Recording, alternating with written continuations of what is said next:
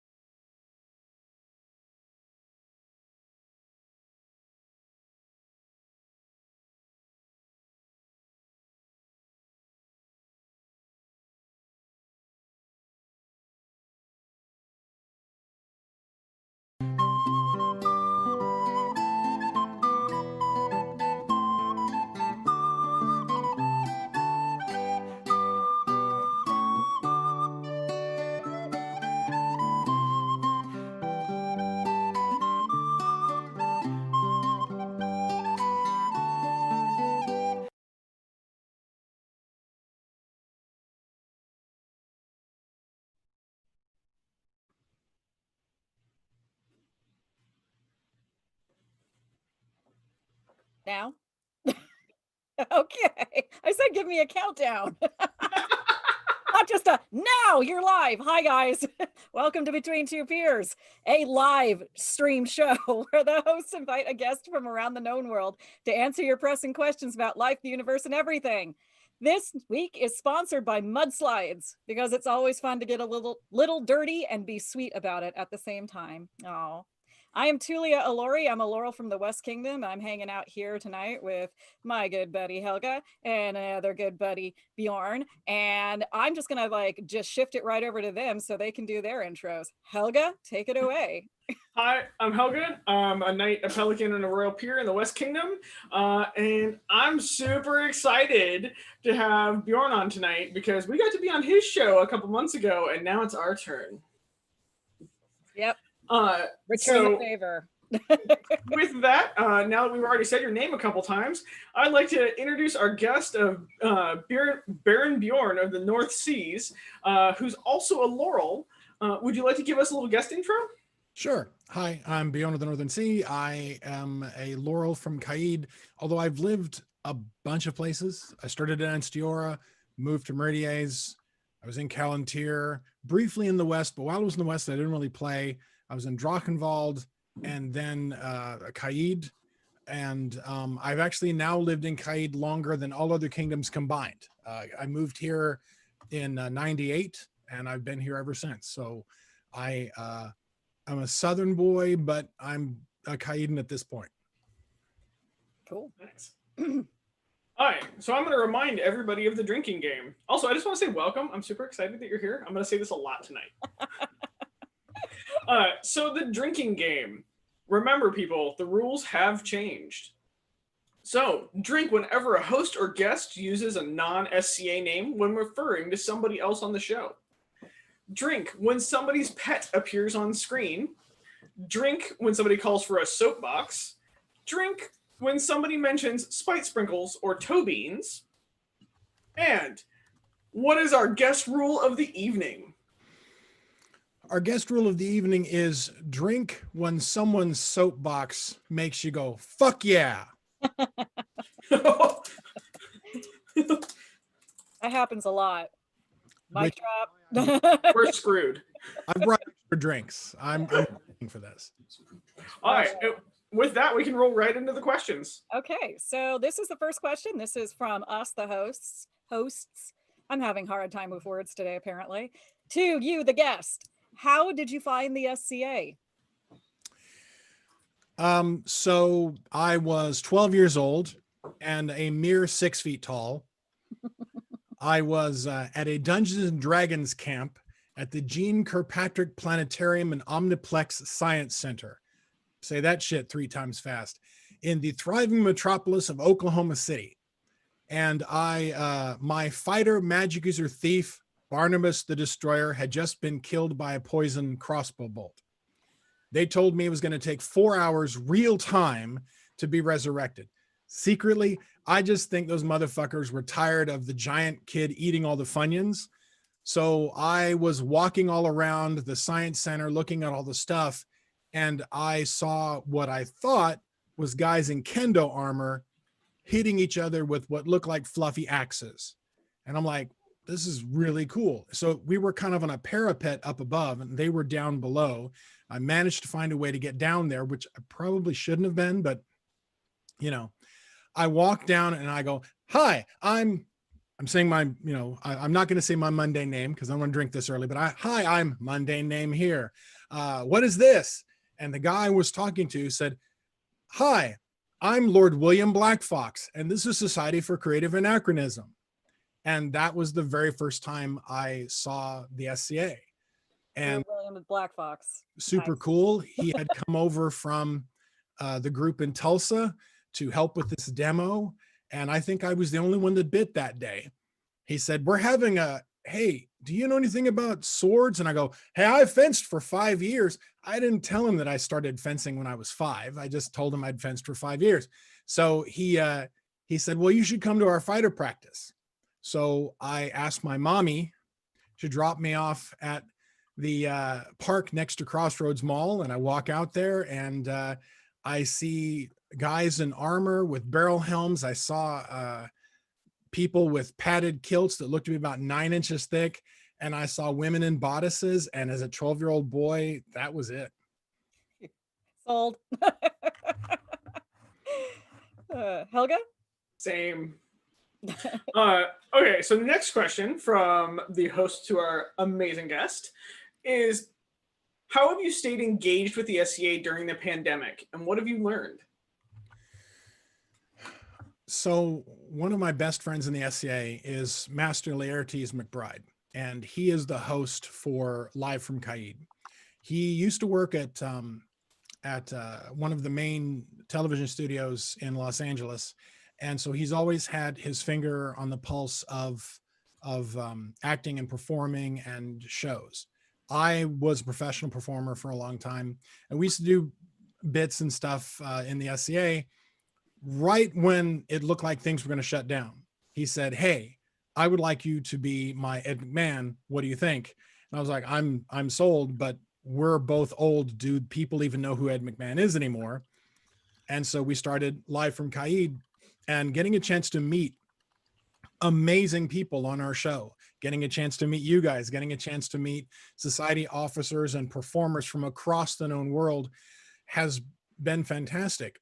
There are a lot of people who they just really, really miss that camaraderie and just sitting and shooting the shit with people underneath the dragon wing or getting your armor on and off. And we can't scratch that itch right now, but being able to see a person, even a person in garb that's not anywhere near you, it's been a game changer for me to see people that I haven't seen and probably wouldn't see unless I was a Great Western War or Gulf Wars or Lilies, to see those folks and get a chance to talk to them after the show, have people send us comments saying, thank you. I never knew that about this subject, or wow, I've heard about, honestly, we got a message about Helga where it's like, oh, wow, that's one of those knights, one of those female knights. And I didn't know there were many. And I said, they're not, they're rare and they're awesome. And I think they started like looking up female fighters on YouTube just because of the conversation we had with you. And that's really cool. to be able to just do that. And that's what's really kept me going. Is every so often we get that private message or we get that email, and it was, I didn't know X and now I do, and I might not have known it had it not been for the shutdown. I think that there's a lot of things I didn't know until the shutdown forced me to figure it out. But also, meeting people. I got to meet you, for instance, Bjorn, because of this crazy, wacky world we live in. All right. Should we call into all the questions now? So this one's from Tank. What is your best approach when it comes to writing songs? It is a skill you learned, or does it just come to you? Yes and no on all counts. Some of the things I'm most famous for, some of the filks that I've written, I literally wrote in 10 minutes. One of the pieces I wrote for kind of making fun of the Kingdom of Callantir, because they're so serious about many things. I was making a left-hand turn in my diesel rabbit in the early mid 90s, and all of a sudden a song came on the radio, and as I was humming it, the first entire lyric just popped in my head, and I almost had an accident pulling over. This is when you had to pull over, and pulled out paper and pen from the glove box, and I wrote the whole song on the side of the road right there. Then there are instances where you have to do things within a specific style, a certain format. This must be written as a drapa. This must be written as a conaclon. You have to sing this song in the form of a 16th century motet. And in that case, unless you are a Mozartian genius, then you're probably going to have to sit there and muscle it through. I did go to school mundanely for music performance, and so I have some an okay amount of music theory. I jacked my hands up too much playing football in high school, so I'm not the greatest piano player, but I can manage okay. And that's, I just knock stuff out. Sometimes it through compose, sometimes I have to plunk it out a line at a time, but eventually it gets written. What about you guys? Well, I don't write songs, but I do actually write. Amusingly enough, like I do like short stories or built stories, like around characters or experiences, and so a lot of mine is very, very organic. And like I've written a couple poems. Like recently, my muse has just humped my brain about some poems, which is just terrible because I'm like, I don't write poems, and all of a sudden I'll be like, "Bleh," and I'll write it. And so mine's all like, it's not a learned skill. I will then go find other bards in those specialties or other like writers in those specialties to be like, okay, this is apparently something my muse wants to do. She's an asshole. So can you help me get better? And so like I will then seek out feedback. So it's a very natural, like I don't like, you couldn't ask me to write a poem for you and have me do it ever. But once it's written, I will then seek feedback on how I can improve it before it gets like released into the wild, like a scared dove, like it's gonna flap away. So that's kind of my weird answer. Is like I wish I wrote songs. I don't though. Yeah, so I have a hell of a time writing songs. I can sing just about anything. I can, I was classically trained on the piano and in voice. You put a piece of sheet music in front of me, I can sing it. Writing it, however, is really hard for me. So, and yet I've done at least one stint as a bard, an office holding bard, and it was an interesting thing because my way of working with music is it has to like weirdly just come to me in either word form or music form or both at the same time, and it's never predictable. So I'm actually a really terrible person to to answer this question, because I'm best friends with an incredibly witty writer, Ciela, who just blows me out of the water and makes me laugh like till I cry tears and have to pee myself constantly with the stuff that she just comes off the cuff with.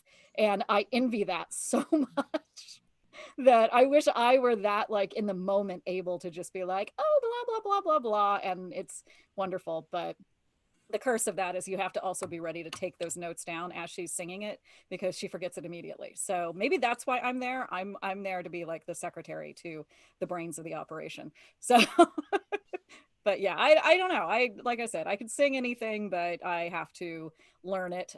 It's really hard for me to come up with it organically. Well, Next there we question.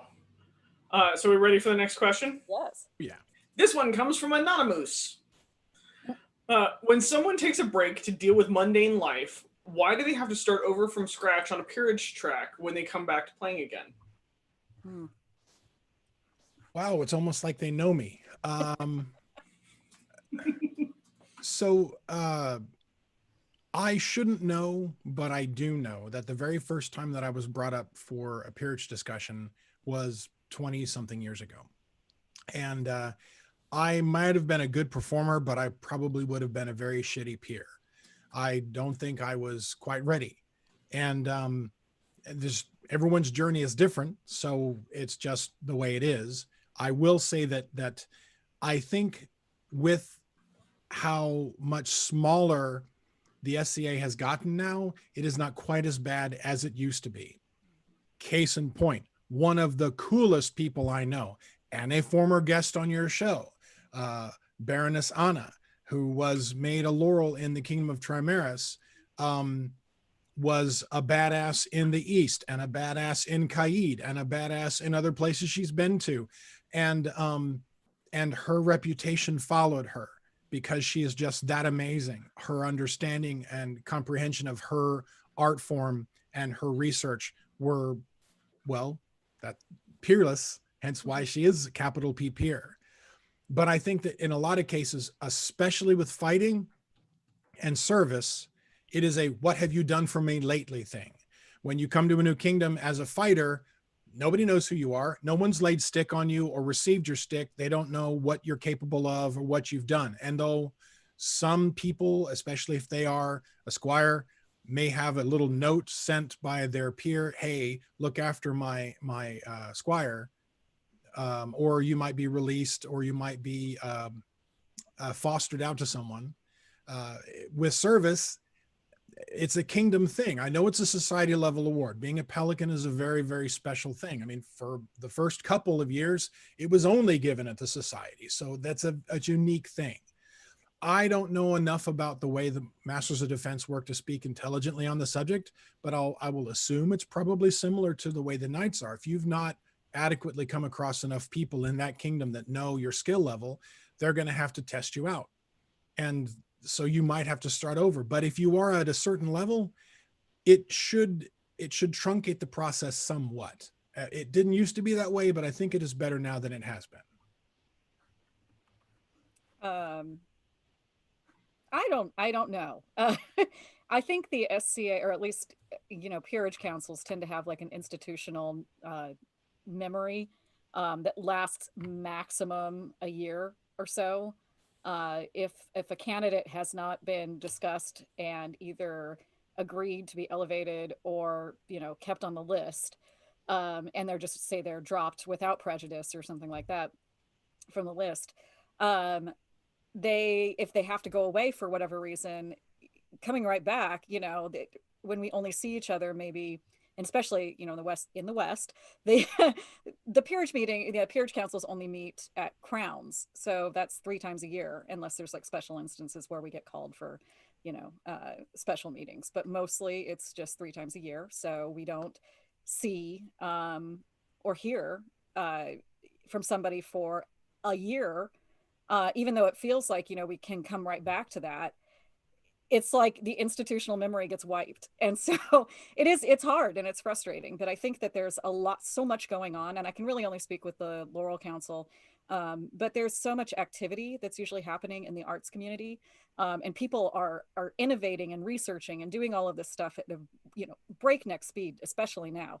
And it's, if you drop off because, you say you're going through grad school, or you have started a family, or you move, then, or you come, and then you come back like in 2 or 3 years, and you're still the same person. People are going to be like, wait a minute, what is it you do again? Like, it's hard to have that thing happen.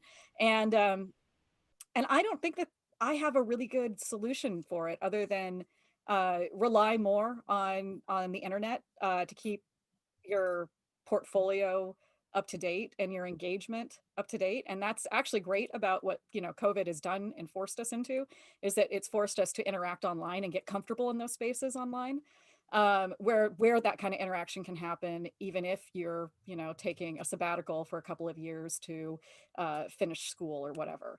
So you stay relevant. I think now we're going to see it's going to be easier for especially Laurel candidates to stay relevant if they had to physically drop out for whatever reason. Moving kingdoms, though, that's a hard one because you really are kind of starting over. And if you're not a peer, you don't get that automatic kind of stamp of approval when you come into a new kingdom of like, you know, this other kingdom gave this person this major reward. So they're obviously like, they know what they're doing on some level. And you can kind of bounce around, and not to really speak for Anna, you know, specifically, but she's a good example of how hard she fought to stay relevant when she was moving from kingdom to kingdom to kingdom, because she's, you know, her husband's in the military, and so they're, you know, stationed every couple of years in different places. And I've seen a lot of military people and their spouses come and go through this kind of awful ringer of having to prove themselves all over again every single time that they move to a different place. And it does help if you have a peer that can vouch for you, and like, you know, say you have to pick up and move from San Diego to Norfolk, Virginia, and now you're switching kingdoms and like 20 kingdoms in between the two. You have a peer, though, that is able to reach out to people that are in, I think it's Atlantia, right? Virginia? Or is it Meridias? I always mix those two up. Anyway, so like, you know, somewhere out there, Eastern, Eastern wise, and say like, you know, here's my apprentice. They're moving out there. I think, you know, they're doing great work. Here's an example of all the stuff that they're doing. Kind of get people up to speed. That can help, but it doesn't always break in. You can also run into things like, and I've seen this happen in my own kingdom, where someone does come in with a, you know, a bunch of bona fides from a peer from another kingdom, and the peerage council kind of is just like, yeah, we'll make our decision up for ourselves, you know, about this person's validity or their skill or their readiness. It's hard. And when I see that happen, I try to speak up and counsel against it and say, you know, hey, let's look at what's in front of us and, you know, decide there, not based on, you know, all of these other things like, well, I haven't seen them in 2 years. What are they actually doing? Well, they've probably been doing a lot still and putting it online so we can find that, you know. But yeah, it is such a weird crapshoot, and it is a weird kind of facet, I guess, and not maybe one that really should go away, but I don't really understand. I don't have any ideas about how to make it stop, other than we have to get comfortable interacting online and creating spaces where those interactions count in the SCA, because I think we've always kind of historically been like, nah, it's happening online, that doesn't count. So that was a kind of a rant, so I'm gonna drink. Also, I dropped the West Kingdom a couple of times too, so.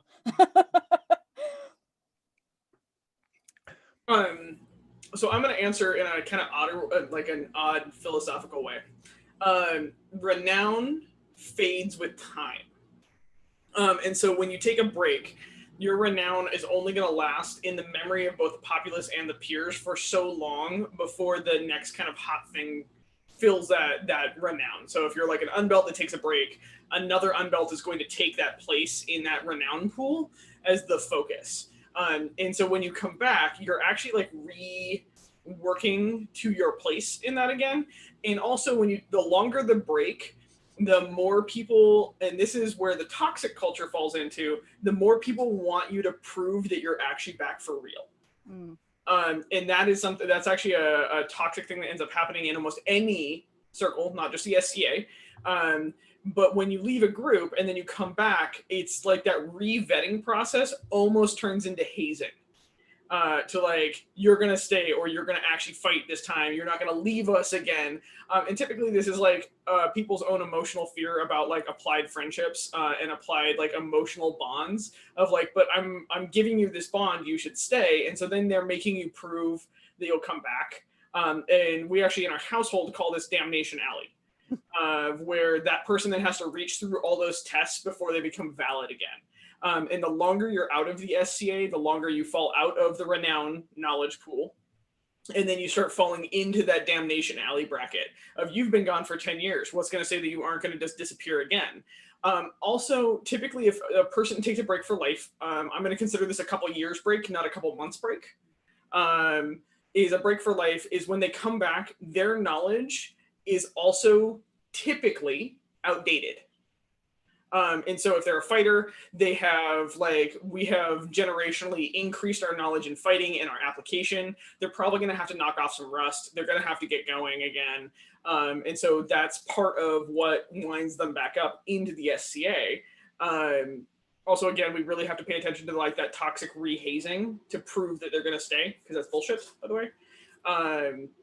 But with arts, the same thing happens. We're always regaining arts knowledge. And so if you're right on the precipice of getting your laurel and then you disappear for a couple of years, when you come back, you're actually not on that precipice anymore because the knowledge base is increased. So where you were is actually not quite there anymore. And that's just the changing and growing of knowledge. And for service, so I'm going to say for combat, it just ends up being you come back rusty. Also, the combat oriented tends to be the most kind of jockey about it. So we tend to get a little bit more hazy about well, you got to prove that you're going to stay. And so, but in the service, I think the service is actually the easiest to come back into, because once you're already serving, it's really easy to kind of knock off that rust and come back where you're this is just project management. I can still project manage. And then you're just rebuilding your renown within the community. Going from kingdom to kingdom, I think it's a little harder because it's going from being a project manager at one company to a project manager at another company, and you go to another company and all of a sudden you come in with knowledge and they're we have our way of doing things. Maybe you should learn how to do that. And so I think that kingdom to kingdom is actually harder than a life break, by the way, because a life break coming back into your own kingdom, you're kind of I'm going to dust off my renown, and then I'm going to make it back through Damnation Alley with a couple people that need me to prove that I'm going to be back. And then it's you kind of get back into the motions of things. Changing kingdoms, you have to relearn culture, as well as establish the fact that you have a knowledge base, and that you have a knowledge base that is worthy of that group's renown. The internet, however, is kind of breaking this down. The pandemic's been really, really good for exchange of knowledge and ideas across multiple platforms, and allowing a person's renown to grow exponentially about their niche thing. And so that's what I would say is that why it's hard is you have to re-earn your renown, and we get a little hazy, which is a toxic part of this. And just if you're somebody coming back from a life break, remember that you come back as a different person than you did before, and you don't have to develop backwards to be accepted. You don't have to develop back into the person you left as to be accepted and just as good or better or anything else like that. Be yourself at that moment in time and fuck the hazers. Not fuck the hazers. They should never get that. No, nothing like a good blowjob there. Fuck the hazers. I don't know, something moist. Let's just pick a word there that they don't most people squick at. It's moist and slightly, damp and cold. That's really the thing. It's that uncomfortable feeling. So, that's my weird soapbox. I think we got called out on another soapbox. So I hope that made sense. I think it did, actually, and you were really right to call it out for what it is. It is kind of this institutionalized hazing. Oh, well, I had to suffer for my art or my skill or whatever, so this person now has to suffer twice as hard. I've seen a lot of that get passed around too, in one of those things where, oh, so and so had to take a break because of life. Well, we can't just let them come right back in. We've got to make them prove it, that they're really invested. And I got a bit of that too, because I did take probably a 4 or 5 year break in my early 20s, late teens and early, basically early 20s. It was 20 to 25. I kind of just mostly was absent from events. And so when I came back, I, having left it at age 20, known for one thing, which was my Bardic stuff, and then coming back at 25, and I was entirely now focused on costuming. And it was one of those things where I definitely got a lot of like, and just who do you think you are? You know, coming in like this and all of this. And no, you're not allowed to sit with us. Yeah, that's kind of like, you can't sit with us in this mentality of it. And it, you know, it got better. It definitely did. The longer I stuck with it, because I'm a stubborn bitch, and I will be like, no, fuck you. I'm sitting with you. Deal with it. So, but a lot of people will take that moment when they take that break and they come back and they have to go through the whole ostracization, but anyway, that word. They have to go through that whole period again of having to earn back their renown or earn back their cred, and they'll just be like, fuck it, you know, this isn't worth my time and energy. So we do lose people by doing that, which is awful and stupid, and we should stop. The end. I Over. want to add two little addendums if I could. I didn't mean to presume that, because I'm not a knight and I'm not a pelican, that I know what is going on in the when you take a break and you come back thing. I'm just speaking as someone who does do some service and also does some fighting. The other addendum is I had a very unique situation in that I stopped fighting, but I kept playing. And if anything, it was because I had a severe hip injury that required me to have a hip replacement. So there was a time period when Bjorn the Bard, Bjorn the Laurel was still there, and people would talk about me as Bjorn the Fighter. And if anything, my renown just kind of stayed in suspended animation. It didn't go anywhere. It didn't get worse. If anything, it got a little more, oh yeah, that big guy. Because by Kaidan standards, I am a big guy. Yeah, tell everyone how big you are. I am 6'6", and depending upon whether or not I'm actually on a diet regimen, anywhere between 325 and 450. It really depends. I mean, for you guys, you cough and you lose an ounce. I cough, I lose a Backstreet Boy. So it's just, it's different. I don't lose weight. I just gain it. When I came back after the hip replacement, and they were like, all right, let's put him through his paces. I made sure that I reauthorized on a day when it was 107 degrees with knights from Starkoffen who live in Nevada, who live in Las Vegas. And so they're used to the heat, because I'm also where I come from, where it's hot and humid. And I did just fine. My very first tournament back, I made it to the semifinals, was taken out by a Duke, and they were like, oh, he's back. And they have been beating the crap out of me ever since. So it was like they had to make sure that I was safe. I'm still not authorized for melees. I can do tournaments, but they're afraid of something happening to that titanium where I don't see it coming. If I'm just facing another opponent, they're cool. And I may never get authorized to do melees or wars. I may end up just doing tournaments, but considering that I literally couldn't walk without a cane before, I call that a total and complete win. And no matter what happens to me in my fighting journey, the fact that I can fight and I can get out there again, it's magic. So my renown is maybe a little too good for what I am as a middle-aged bionic guy, but I'm happy with it. Yeah. The comment section on YouTube right now is gold. Yeah, we're the comment section are kind of blowing up, and there's people bringing up some really interesting side topics to this. I think we can take like just a slight detour. But Sammy actually brings something up really interesting, and he says, can we also stop shaming people for taking time off to take care of life too, because that's ridiculously toxic. That's exactly it. It's when we penalize people for taking a break, especially if they're burnt out or if they have like a major life thing that they need to take care of, you know, they get pregnant or whatever, you know, like that, we shouldn't be penalizing them for that. We shouldn't be punishing people because they had to drop out to handle the real world shit for a little while and then come back. And then all they get is, well, where were you? Or you're not really serious about it because you dropped out. And I have heard that. I actually have heard people say things like that. And I'm kind of like, you know, my participation levels have waxed and waned over the years, and some years I barely go to events, other years I'm there every weekend, and it's, you know, you shouldn't think less of me, or you know, just because I had like a moment where I had to take care of some mental health issues or something, and the SCA was aggravating them. And because that was a big one for me for fairly recently, actually. In about 2016, I kind of just was done. And I was going through a lot of like personal stuff. It was ramping up, and it lasted a couple of years.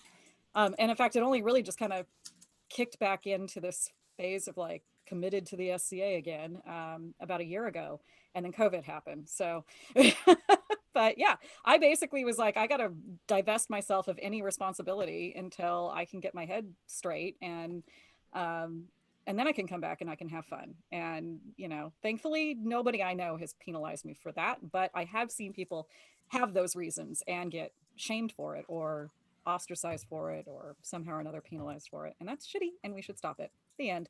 I'm having a drink. I think that counts as a double soapbox for you on one question.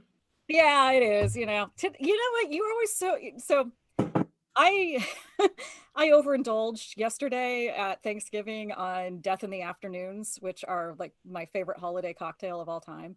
It's champagne with like about an ounce of St. George's absinthe in it, and they are powerful. So this morning I was feeling a little delicate, and my lovely co-host was like, let's pick the questions, and I'm like, you pick them, I'm gonna just die in bed for a little while.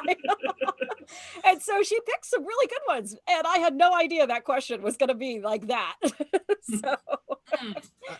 So Bjorn, I'm also seeing these questions for the first time. When I think about, I took time off to finish my master's degree. Mhm. I took time off after I got married. I took time off when I got divorced. I took time off when my daughter was born. And even though my kid was like, she went to her first event when she was a month old. And then we took time off because we just didn't want to impose necessarily on the people we hung out with a lot. But then when my daughter wanted to go to events of her own accord at 3 years old, it was every week, offers or this or that, or she wanted to go to war and do this painting thing or what have you. And then I took time off because hip. And so every time that I've gone away, when I've come back, there are some people who've been, are you back for real this time? Or ... And then there have been people who've just been like, we're so glad you're back. Mm-hmm. I always want to be that second person. When someone goes away for a legit, and who the hell am I to say what's legitimate or not? Yeah. You go away, you go away. You come back, I want to be one of the first people there to say, I'm glad you're back. Unless they're a dick, in which case I'll just keep my mouth shut, to speak and to be silent. That's a thing. It's definitely a skill. All right. Should we move on to the next question? Anyone? Let's say we go to the next question. Thoughts? Okay. So this is from Lexia. Now that you've become even more visible and popular due to being on a web show, how are you dealing with people and the quote barnacle energy that comes with celebrity? To be fair, being Bjorn, or whoever this guy is, because of being a performer, and this is going to sound really bad, and everybody in the comments, you have the right to shit upon me, like just mercilessly if you like, but more people know who I am than I know who they are. And I really hate to be an asshole about it, but whenever I go to a war or I go to a major event and people go, Bjorn, and they come and they talk to me, I love talking to them, but I try really hard to remember names, and I'm better with faces than names. Even though like I've memorized entire operas, there are times when I just can't remember. That's Gunnar, or that's Sieglinde, or that's Eve. And I just don't always remember, but I never try to be, disingenuous or rude or anything. I don't always know. And because that's been a thing for most of my time as a performer, once again, big bombastic bard, I'm a triple B. So when I get on site, it's not me meaning to hold court, but I get on site, we set our stuff up, and then it's, would you herald this? Hey, I would like you to present this poem. Or, hey, we're going to be doing this. I'd like you to make an announcement. Would you do the calls around the site? So I end up doing stuff a lot anyway for people. And I'll say yes most of the time, and I'm not even sure who I'm talking to. I just know, oh, that's the Exchequer. They need me to talk about make sure that you're at Troll before site closes or whatever. And so I end up doing that. With the things now, we get emails and we get messages, we get private messages, and sometimes I don't know the mundane name attached to the Facebook profile, but a lot of times people are like, hey, this is Ito Nobunaga, and I really enjoyed when you talked about that the Japanese persona website, and I wanted to thank you very much. And I may not know who Ito is, but there's his mundane thing, and then a lot of times there's a friend request after it, and I look at their stuff and all the cool things that they're doing, and they're doing like Kumihima stuff online, and I'm like, this is exciting. I would never have met this person otherwise. So I don't know if it's a barnacle effect or if I've got all of these really cool people that are all in the same satellite sphere with me, and we're all orbiting around the same SCA at the same time. And I think that's awesome. I've not really met anybody that's been an anchor or a dragging me down thing. Everyone's been really so happy just to have other people to geek out with. That's one of my favorite phrases that you guys use on the show all the time. Hey, you just like geeking out together. You get your geek on, because it's what we do. That's who we are. And to have friends that you've not met yet that do the same thing, it's fucking awesome. I don't really find it too barnacle-y, if I'm honest. So my answer to this is like barnacle energy to me is like a negative thing. So kind of like almost like paparazzi. And I would definitely say I'm not at that level. And so I would say that there's like, I'm suffering the same, not suffering, but it's a wealth of other people seeing me and interacting with me. I don't get to interact at the same level back with them, and so I don't know them as well.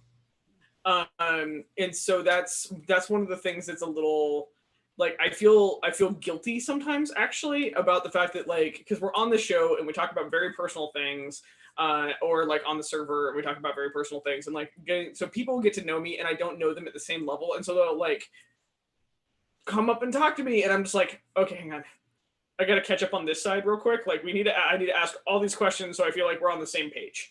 And so what I would say is that I actually have the reverse, where I feel like I've been gifted with a lot of people that want to know who I am, and I don't know them at the same level yet. And so I feel like behind the curve almost, if that makes any sense. And how we're dealing with that is like, so we have a Between the Two Peers server, where many of the people that watch the show are on there, and we get to all interact on the same level and the same page, and nobody's there because like Sassy and I are SCA celebrities, in really big quotes there. Like that hurt. Sorry, I'm watching Katrina, one of our physically hurt to say, by the way.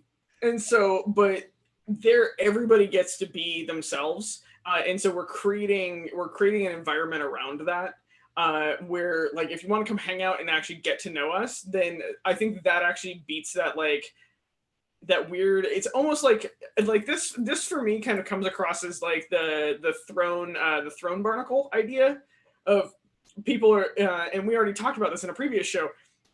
Sometimes people are there to interact with the throne and the crown, not the person wearing it, and they do service for that.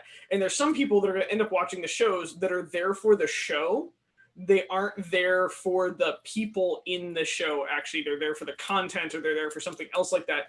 And sometimes that can come across as a little weird, and I don't think it's a bad thing though, because the shows are feeding something for them, or like our interactions are feeding something for them, and that's okay because that's keeping them going through this pandemic right now. And I feel like I just botched this answer super hard, because I'm trying to say I don't think I've run into barnacle energy yet. I mean, I'm just watching Katrina's reactions. Katrina is riding shotgun right now, on the back end, and the looks that she's making, she's like, yeah, the celebrity. I'm not a celebrity thing that was pretty funny. She stood up and she's wearing a Between Two Peers shirt. And so like when people are buying your merch, I think there's a moment of having to like reckon with the fact that maybe you have a little bit of like face and name recognition that you got to grapple with. But we're in very early stages. So early days. I think what's going to happen is it's going to be very, very, I don't want to say weird, but it's going to be one of those moments when we come back to being in, face to face in meet space and having events again, especially. And I have this vision of it happening at like a war, an interkingdom war. And then suddenly people coming out of the blue and being like, oh, Sassy. And I'm like, I don't know who the hell you are. Sorry. And I've already, now this is going to sound egotistical. I've actually already experienced that with another non-SCA activity that I do. I write and podcast for a website called Frockflix, and it's that same thing. I've been doing that for over 10 years now, and going to a convention and walking in and people are like, oh my God, we don't necessarily have face recognition, but once people figure out who we are, then it's just literally like, people all, it gets overwhelming. It gets incredibly overwhelming. I'm a small person too. Like I'm wee, and I get very physically overwhelmed very easily with like people being in my physical space because I literally feel closed in on. And so when I get that situation where people just like around me, I panic and I run. And which I've gotten better about trying not to do because that also makes people feel bad. So, and that's not what I want to do. But the reality is that yes, more people know who I am than I know who they are. I'm also terrible with names. I have to be reminded names and faces like a dozen times before it clicks sometimes. It's worse if I get introduced to you when you're not wearing a costume, or you're wearing a specific kind of costume, and then I see you the next time and you're not wearing that costume. I have no fucking idea who you are. Like, I have introduced myself several times to people who have known me for years because oh, you're not wearing the thing I'm used to seeing you wear. So you're a stranger. Hello, friend. And they're like, yeah, I know. I literally like went to your birthday party. Like, oh shit.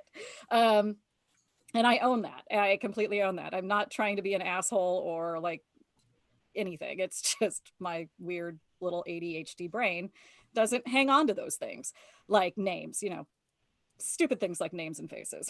Who needs those? But then I've learned coping mechanisms with that as well, which is to always just assume that people are enthusiastic about what it is I'm enthusiastic about. With Frockflix, I'm enthusiastic about writing snarky, blog posts and whatnot about movie costumes. Like everybody can get behind that at a certain level, especially most people in the SCA. So you're excited about what I'm excited about, or you're excited about costumes and I'm excited about costumes. So let's be excited about costumes together. Like, and then I can get that. I can absolutely love that energy. And I think Helga was right when she was saying that, there are people that are attracted to the doing thing aspect of stuff like serving on court. It's not necessarily that they want to, hump the thrones or whoever's in them, which could be, anybody, but they want to be a part of that and they want to share that energy and they want to be a part of that energy and they want to help. And that's great. That is cool. We don't do this cool shit without people like that. So it's been very rare in my experience in the SCA that I've met people who are truly just like, oh, you are so talented and so beautiful. And then when that starts happening, that's where I'm just like, because it's no longer about I want to be excited about the thing that you're also, excited about. It's started to become this feeling of, I want a piece of you for some ulterior motive. And that's where I get a little like creeped out. But I've run into that. I can't even count on, like on one hand, probably on like two fingers even, the times that's ever happened to me directly. But yeah, it is something that when that happens, it's a kind of a weird moment of, ooh. But I say that's pretty rare. So, when we get back into meet space and we hang out with each other, or you run into me at an event and you're like, oh my God, I'll be like, yeah, cool. And hopefully I'll figure your name out eventually, and we can all be friends. I just need everybody to run up to her with a silver Sharpie to like sign the shirts because I just want to watch her freak out. I won't freak out. No, are you kidding me? You're the one that's going to be like, ah, and like run and hide. I would like to note I'm going to be looking at that one from distance. Mhm. Nobody knows where I am. Oh, girl, you got pink hair. I can find you anywhere. Oh my god, my husband just threatened to go get a silver Sharpie so I could sign the Spite Sprinkles shirt that he's wearing right now. Oh my god. Yeah, and that's the other thing. My boyfriend keeps telling me, "Oh, you're an SCA celebrity now." I'm like, "What the actual fuck are you talking about?" Bjorn, I was just saying, you guys have merch with your faces on it. 1, 2, Frog Flicks is like a big deal, and second, Your Grace, you are part of a lineage that started with Trude Lacklander and ends with Arya Kara. There's fewer than 4 score of you. In that Bard here, it's one of the things I do. It's the whole thing about lineage, and it's very important. One of my favorite things about Trude is she always makes sure to remind Bearkiller that she was knighted 3 months before he was. Oh, that's funny. That's super good. Lineage is everything. And because y'all, we look at the screen 9 months ago, you started the show. This is your show baby right here. weird. It's our weird little ego project that seems to be fun. It's really weird. I'm just saying, you guys are, you have birthed an epoch. So live. Oh no. I have a feeling Hans is back there with a Sharpie right now. Oh no, he searched through the bag for a moment and I was just like watching him in horror, just like, you're gonna do this to me. Yeah. Okay, so next question. I'm not okay, hang on one second. I am not signing your sweatshirt. Okay. Hard no. Do we want to take a break and then do the next question? We can either take a break right now or we can go to the next question. I'm totally good either way. Curious, you wanna run commercial? Okay. He just nodded his head yes. So we're gonna go to commercial. Warning, our mics were hot for like the opening of this. So we're just gonna assume our mics are hot for the commercial. Curious is shaking his head no. Awkward. All right. We're gonna 5, 4, 1, and Longshift Luxury I'll be right Goods back. is your one-stop shop for all your Viking needs. From clothing to feast gear and everything in between, we are the place to shop. Leather pouches, Viking long coats, chemises, drinking horns, flasks, potion bottles, knives, bone cups, You having fun, Bjorn? and so much more. I'm having an Please absolute visit blast. our website, longshipluxurygoods.com. We've got another Thanks for anonymous listening. question coming up that's like one of my favorite questions. I know you. Okay. I think we're good. I don't think we're live on the feed. We study Trude all the way. Kit Milior Stevenson was one of my bestest friends. And Hi, I'm David I mean, Yardley. I'm going to be I'm just releasing an saying, album of my medieval and fantasy I was a inspired young music man when I called The Lost Codex of Avalon. Pre-orders are already available of the album at my website, which is davidyardleymusic.com.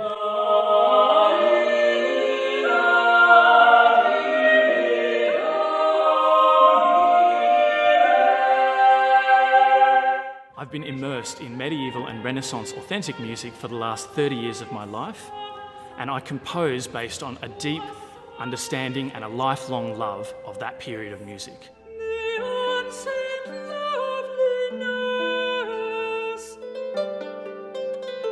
All of these have been sources of the inspiration to find that space for fantasy and the medieval in the modern world.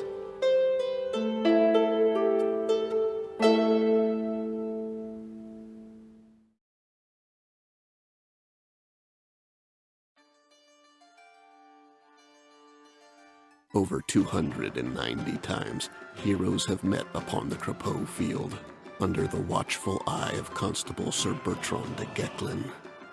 An unbroken line, come rain, shine, or pestilence.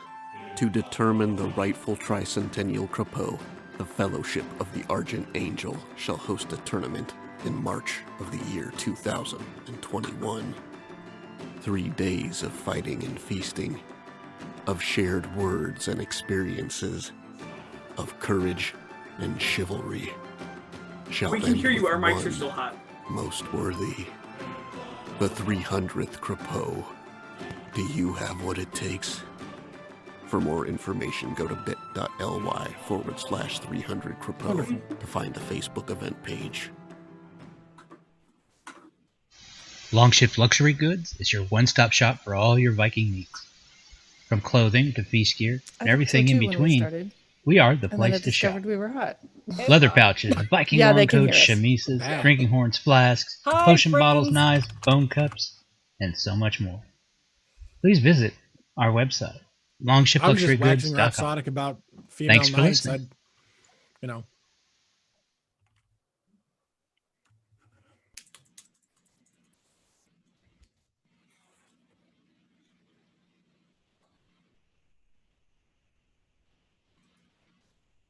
Hi, I'm David Yardley. I'm going to be releasing an album of my medieval and fantasy-inspired music called The Lost Codex of Avalon.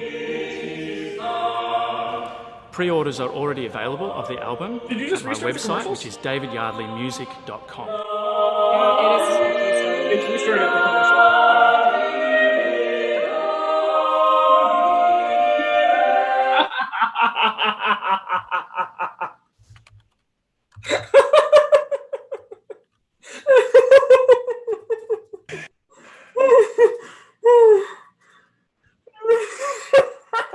Okay, now you're laughing on camera. I just want to say, I don't think I would look nearly as cool conducting a like that. I need that kind of vest in my life. That's not good. Sorry, guys. Bring it together.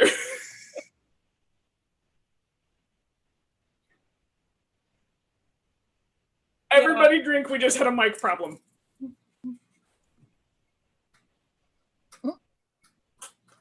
All right. This is what you get for a live show, guys. Like, and we all run on free software and everything else like that, so occasionally we just fuck it up. This is actually what I enjoy about this show is it has a certain je ne sais quoi. I was about to say a certain, like, we're just gonna jack something up and have fun doing it. Okay, because honestly, it's not about being perfect. It's about being fun. That's kind of the genesis of what this is about. So Yeah. All right, kids, shall we Yes. go to the next question? Is that yours or mine? I believe that is yours, mine. Helga. I think it's yours. It's number 4. And this one comes from Anonymous. This also happens to be one of my favorite questions submitted to the show of all time, just so you know. Mhm. Can a person in the SCA find redemption through good works? Unequivocally, yes. I think so. I think that there are ways that you can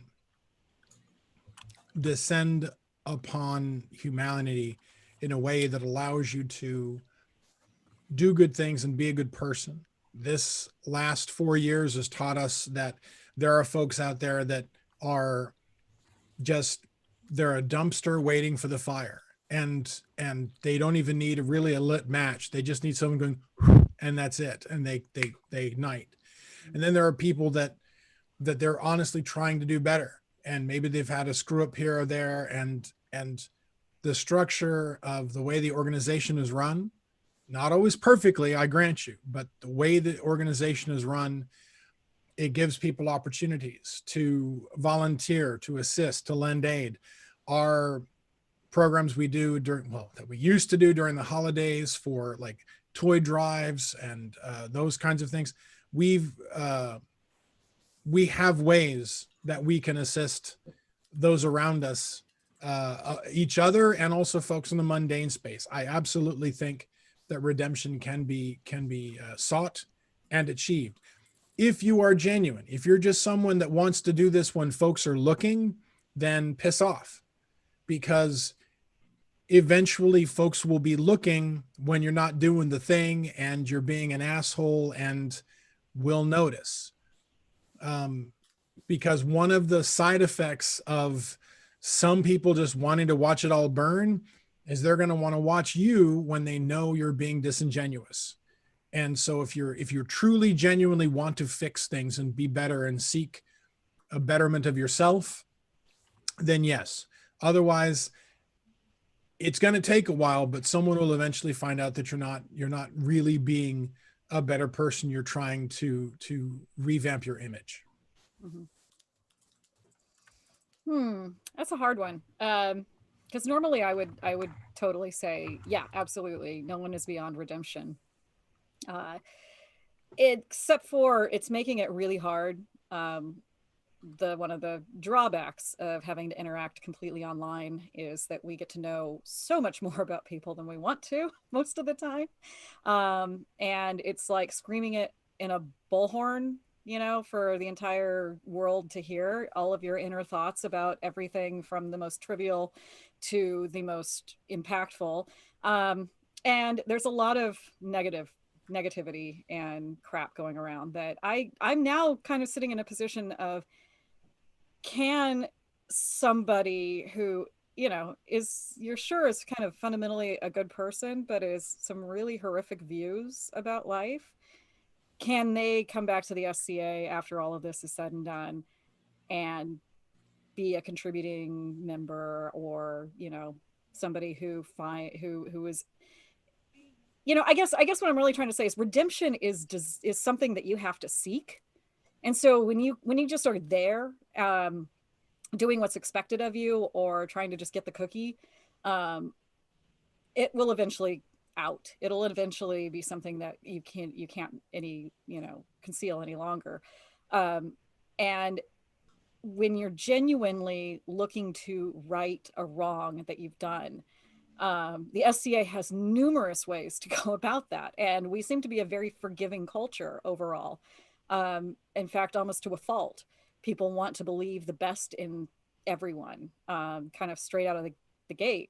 I know there's been times where I've met SCA people, you know, in the mundane, you know, interactions, and I find out they're in the SCA, and I'm like, well, automatically that person's a pretty good person, and that's not necessarily true. As I found out a few times when I went and friended them on Facebook, and I got a whole raft of just shit that I do not agree with in my face. And then there's the broader question, does that make them a bad person? You know, I don't have good answers for this, but I think that if redemption or forgiveness or something like that is actually genuinely sought and asked for and desired, I think that there are myriad of ways in the SCA that can be achieved. And I think if you're just doing it just to get the, you know, the cookie or the accolade or the tacit approval, you've checked that box and now you're okay and you're good to go, that shit's not gonna, that'll be evident pretty quickly. It's not gonna stick around. Helga? So my idea of this is definitely odd. And I have my little steepled fingers here like an evil overlord. You cannot seek redemption without ownership of your fault or the failing. That's the first place to seek redemption, is you must understand what you did. You must understand why it's a problem. And you must understand that your victim or victims get a voice in your redemption. And unless you seek that, you're not actually seeking redemption, you're seeking acceptance. And there is a large difference there. And so, yes, you can seek redemption in the SCA, but not just through good works. You have to seek redemption through active change of character, behavior, and understanding that the victim must have a say in how it is. And sometimes seeking redemption means you go away, depending on the fault that happened.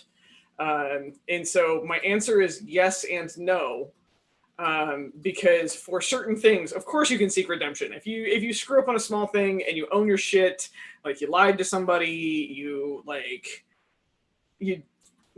blew off a shot in a list, like whatever, you can easily seek redemption there. Like you can seek redemption as somebody that when your honor failed you, it didn't have a lasting impact. As soon as you have a lasting impact, you must include the victims in that. And sometimes redemption is not, you actually can't be redeemed. And that's the hardest part of this entire question here, is that sometimes redemption is going the fuck away. And so, yeah, there's my very non-answer to this is yes. It's a hard question to answer, actually. It's surprisingly difficult because it's not a black or white thing, but it's another thing that occurred to me too is that the person who has offended in whatever form has to honestly want to change, had the perception of themselves. And if that's not something that they actually really give a fuck about, like, then I don't think redemption's possible. They just are wantonly being a dick. That's where the ownership of the issue has to happen. Like the first stage in anything, exactly. You have to own that you have an issue. And you have to own that you had an impact on somebody else or another group of people. And if you can't own that, you're not actually seeking redemption, you're seeking acceptance. And then placating. You can easily placate to get acceptance. Redemption is a whole different damn thing. And redemption is hard and hurts. Yeah, it is. It requires humility, which actually leads us into the next question. Everybody get a chance to answer this particular question? We're good? Okay, because this one feeds into the next question, which is from Radar. If you could pick one virtue to bestow upon the populace, SCA as well as mundane, what would it be and why? Empathy. Easy. Okay, so of the 7 virtues, though, empathy would be... Okay. Kindness, I'm guessing?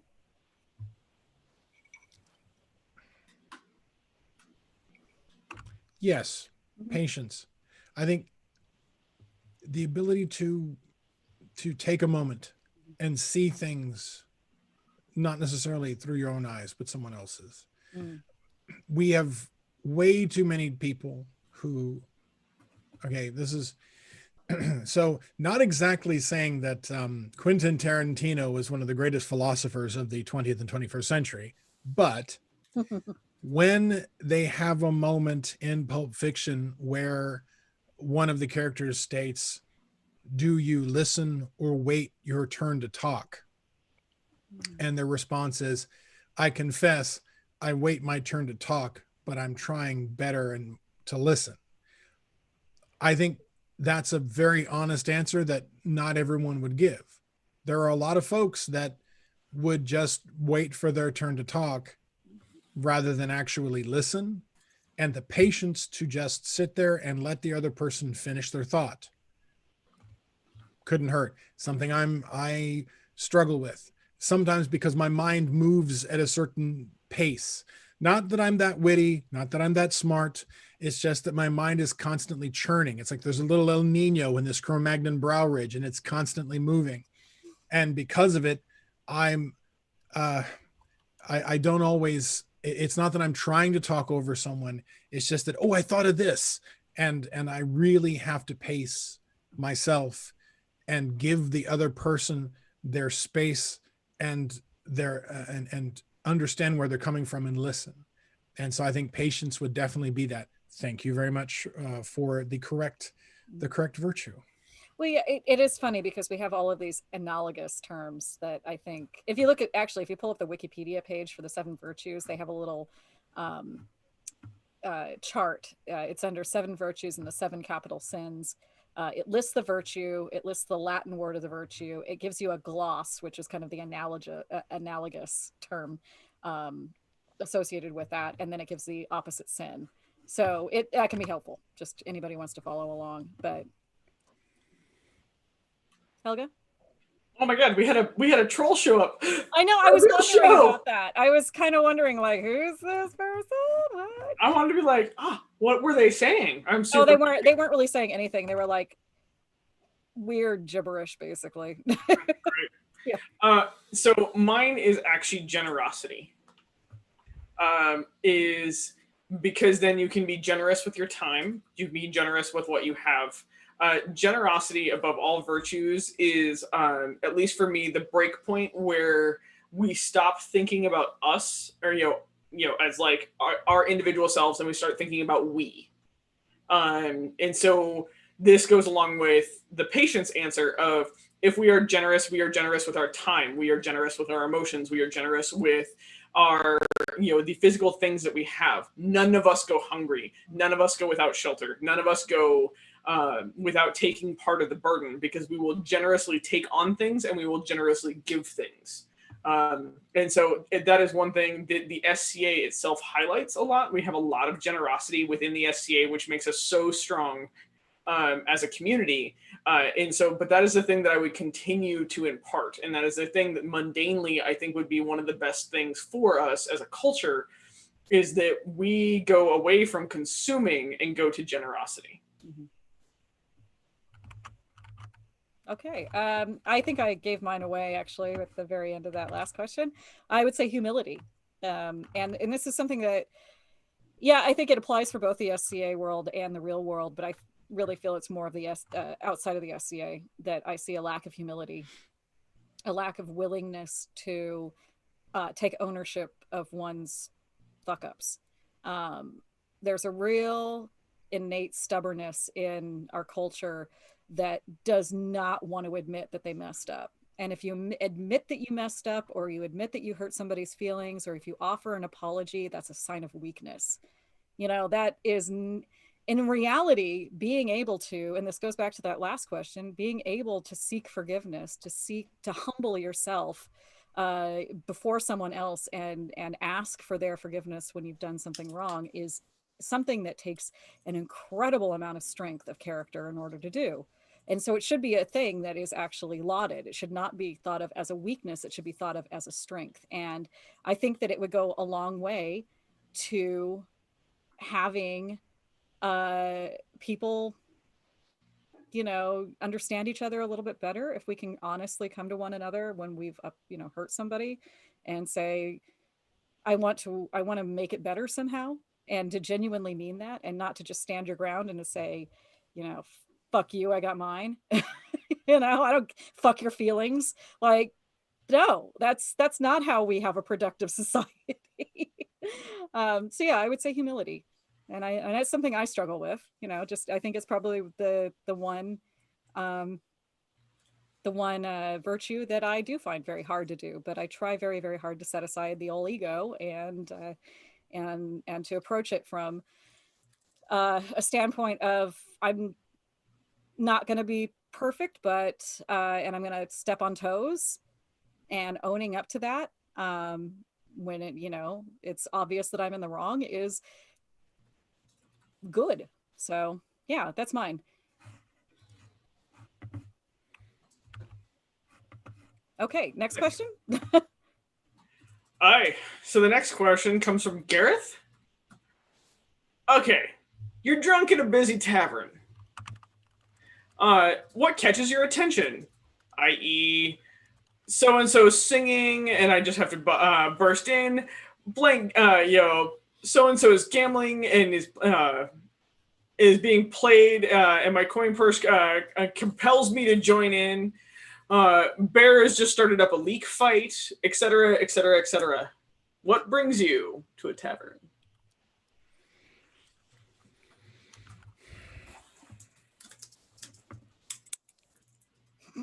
So apparently our little interpersonal chat is making fun appearances. Sorry. We're not talking smack about anybody. So Sassy, you have to watch YouTube, because they're showing up at the bottom of your screen. It's fucking priceless. All right, good times. I have to say, congratulations to the people that knocked out our troll Igor Vladimirovich. For those folks that don't read Cyrillic, that's who they, that's the name they say they have on YouTube anyway. And I don't know what they said, but Igor, congratulations for trying to fuck things up. I've spent way too much time in bars, in taverns and clubs. So I don't often go there willingly. When you're 19 years old in college and you're 6'6", you are going to be a bouncer at the door. Even if you can't legally go inside, you're going to get paid to be the bouncer at the door. And that's kind of part of how I paid my way through undergrad. So I've seen the absolute worst of people at a bar. My last gig at a bar, I worked at an LGBTQ plus bar as a doorman, and I saw some absolutely heinous shit because I was in a very red portion of Orange County, California. So I don't generally go to them willingly. If I am there because I'm watching a friend perform. Either they are dancing or they are singing or that's what draws me there. What draws me there is a friend. A friend is doing something and I'm there to show support. Or as in the case for much of my 20s, I am there to sit at the table to make sure that the guys and girls have a place to come back to, and I guard the coats. That's my job. If there's no coat check at the place we're going to, everyone gives them to me, and I sit down at the big round table and I guard the coats. So everyone can go off to the bathroom, but everyone can go off to the bar. That I'm a hideously boring person when it comes to clubs because I've spent way too much time working in them. So I'm not a fun date there. Yeah. So I'm kind of the same in the sense that I don't hang out a lot at bars, SCA Tavern, like, which is funny because I'm now almost exclusively at taverns. You can always find me at the Cock and Bowls at some point if we're at a big Interkingdom War or even at home here in the West. And then for a long time, I was helping with the Grasshopper Tavern. They used to run gambling in the Grasshopper, which was a lot of fun. And it was kind of a sneaky way to get the Moneyers Guild to circulate currency. So by having gambling tables out, and great fun, total fun. But for me, I like I said, I don't like big crowds. I don't like noises, loud noises, a lot of people, especially a lot of drunk people, which are super unpredictable. And I'm a very nervous critter. And so, but that said, I feel safe at places like the Cock and Bowls. And so I can immediately kind of picture if I'm hanging out there, I'm going to be behind the bar. That's actually where I'm going to be. Not only is it a physical barrier between me and the rest of humanity, I get to be doing an activity. I get to be, serving beers and stuff like that. So I would probably be your barmaid, your little bar wench hanging out behind there with Luxia. I know for a fact who would be there, and Stevie. Shit, I used her mundane name. Sophia. Katrina. We'd all be hanging out in the back, shooting the shit, flirting with the patrons as they come through and being sassy. And so, yeah, that's what I'd be doing. I'd be serving up the beer with an activity and hiding behind the bar. And the bar is almost as tall as I am. So it's a really convenient thing. I have to stand on like a crate to see over it. I'm pretty sure Joel made the thing to be like, so Uther, and Bjorn, you could totally just use it as it would seem like a normal thing for you. You'd be like, well, this normal size bar is right here. Finally, it's in a me size dimension. For me, I'm like, you see this much. I'm standing behind it. I have to stand on a milk crate to see over it. But I love that. I like the physical barrier because I feel safe and I have an activity to do which engages my little ADHD brain and I get to have fun with that. So yeah. Helga? If I'm drunk at a tavern, I'm totally dicing or talking stick. Just to be the jock of the group here. So I've got the little mobile bar, which is great. Or you can find that mobile bar is tips. Yeah. As one of the franchisees of the Wobbly H, having a mobile bar is key to the party scene at various wars, so thus come find me, and I have a bar on a wagon. And a lot of the times I park that bar on a wagon right next to the Cock and Bowls, so I can hang out at the Cock and Bowls, or I run one of the taps at the Cock and Bowls. But I love dicing. I love dicing, card games, like anything else like that. I have a huge wealth of SCA coins, including like Money Eaters Guild circulating coins. Well, like I had stamps made so I could have my own coins made so I could then like give them out. Like, please let me make a terrible dice roll so you can take like 5 or 6 of my coins home. So like this goes throughout the SCA, like, because that's not fucking cool as hell. So like I'm a big, if there's dice games going on, I'm likely like, I want to spot when one opens. Here. Yeah. I just looked over. I saw my little purse of monies. Yeah, so I'm all about the dice games, all about the card games, all about the just like sitting and BSing too. So Bear in the Leak fights, by the way, Bjorn, at some point when we are all together, I'm going to introduce you to Bear, who is one of my delightful friends. Like, I adore Bear, and anybody fucks with Bear, and I'm going to break their jaw. Which bear are we talking about? Little itty bitty fighter bear. Bear? Bearsy? Bearsy. Bearsy. Yes. Yes. I'm like, because we know several people who go by Bear, and I'm always like, which one are we talking about? Bard Bear? The pocket-sized one. Pocket-sized bear. Yes, Bearsy. He's rad.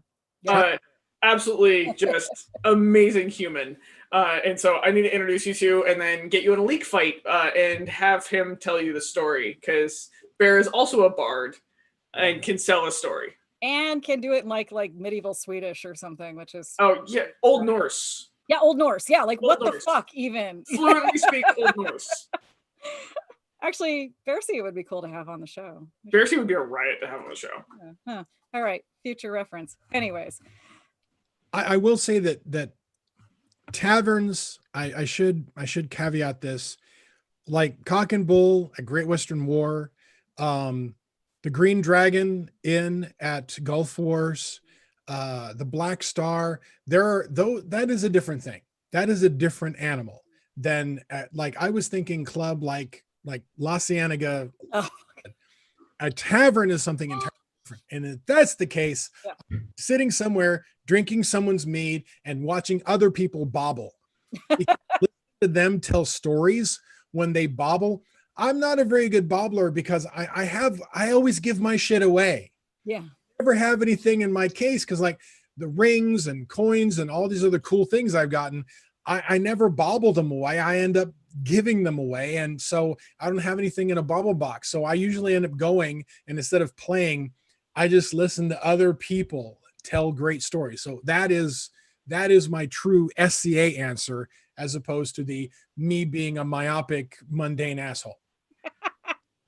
So just so you know, if you come like and hang out at a gambling table with me and you're like, oh, I don't have coins, I will front people for half their pot. So when I leave, I take half of your winnings. If I front you 10 coins, whatever you have at the end of the night, half of that is mine. Wow. You're very focused on that pound of flesh.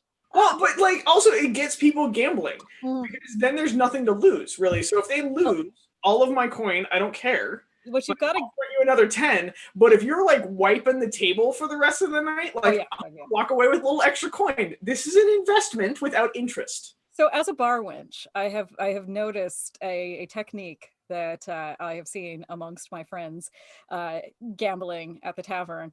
And that is, if you do not have much coin and somebody fronts you, say like 5 crowns or whatever, then the fun part is stealing the other bits from other people when they aren't looking because they're too drunk to notice. So there's a reason why anytime I get up from the table, I take my entire pot with me. He goes in the bag, and then I go get a drink, and I come back and I put my gambling coins back down. So I don't want to be giving away like state secrets over here, but that is like a West Kingdom tradition, which just like the West Kingdom gin and tonic. One of these days. Also, don't gamble with Connor and I, because Connor and I competitively gamble. Right. It's the stealing from your friends is definitely the West Kingdom tradition. So if you do not want your coin liberated from you in the course of the game, take it with you when you need to go to the privy or like get a beer or something. Just don't leave it. Usually it's not like, we'll just take all of it. It's like, here and there. We got to be subtle about it. Yeah. So. Yeah. We'll also make sure you have coin at the end of the night. We're not going to screw you. We're not assholes. Yeah. Are we okay? We are. All right. This is not a capital A, it's a little A. Little A assholes. We're your asshole friends. The West Kingdom. We're your asshole friends. Really true, actually. So true. You love us, but we're assholes. All right, we ready for the next question? On the window, I totally closed on myself, so keep going while I reopen the... I'm watching Katrina absolutely lose her shit. She's cracking up so hard, and I wish you could see this, because she's just like, if she'd been taking a drink when I said that, she would have just all over. Yeah. Okay. So I could have totally gotten away with this, by the way. It's Sarah, it's your, or Sassy, it's your turn. You, how dare you? Yeah, you're right. I should have been paying better attention. Damn it. I just have to say, to the people that are watching the show right now, I'm watching everybody, Katrina and Carius and everyone, and it's like, I'm sitting here and I feel like a mountain troll amongst the fae, because I'm looking at all these beautiful faces. Yes, Carius, you are a sexy motherfucker. And I'm just, I can't help but just like, I think to myself that this just, there's just totes adorbs all over the screen. It's awesome. I can't help myself. I'm just having a great time. We love your face, Bjorn. You're awesome. Okay, I actually have a weird one, Bjorn. How many times have you just had girls try to pick you up being like, I'll climb this mountain? Like... Okay, this is going to be a soapbox. I am obese. Regardless of how much I weigh, whether I was doing sumo wrestling or not, I am a big motherfucker. There's no way around it. But the other thing I am is I've always been very careful to take care of myself. So when I am near lovely people who do want to take the time to get to know me, they don't accidentally run into a fold that kind of has that sour cream and bad egg salad flavor going on. I want to, sorry. I'm sorry. Arius is losing his shit right now in the back. And you don't know how to take care of yourself, and you don't know which fold needs to get scrubbed a little extra when you're in the shower hall, you're in trouble. But if you know how to take care of yourself, and a woman's like, you know, with enough mining crampons and enough belaying pins, I could get to the top of that mountain and see what's there. Challenge accepted. Have a pressure hose that's at least set to wildebeest.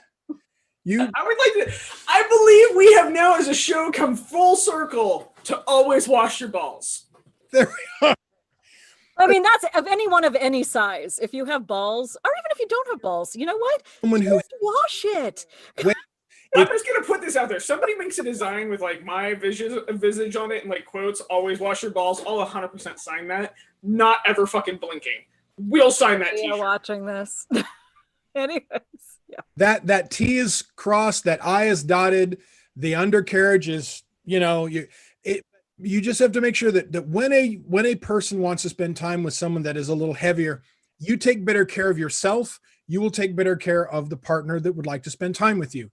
It's not rocket science.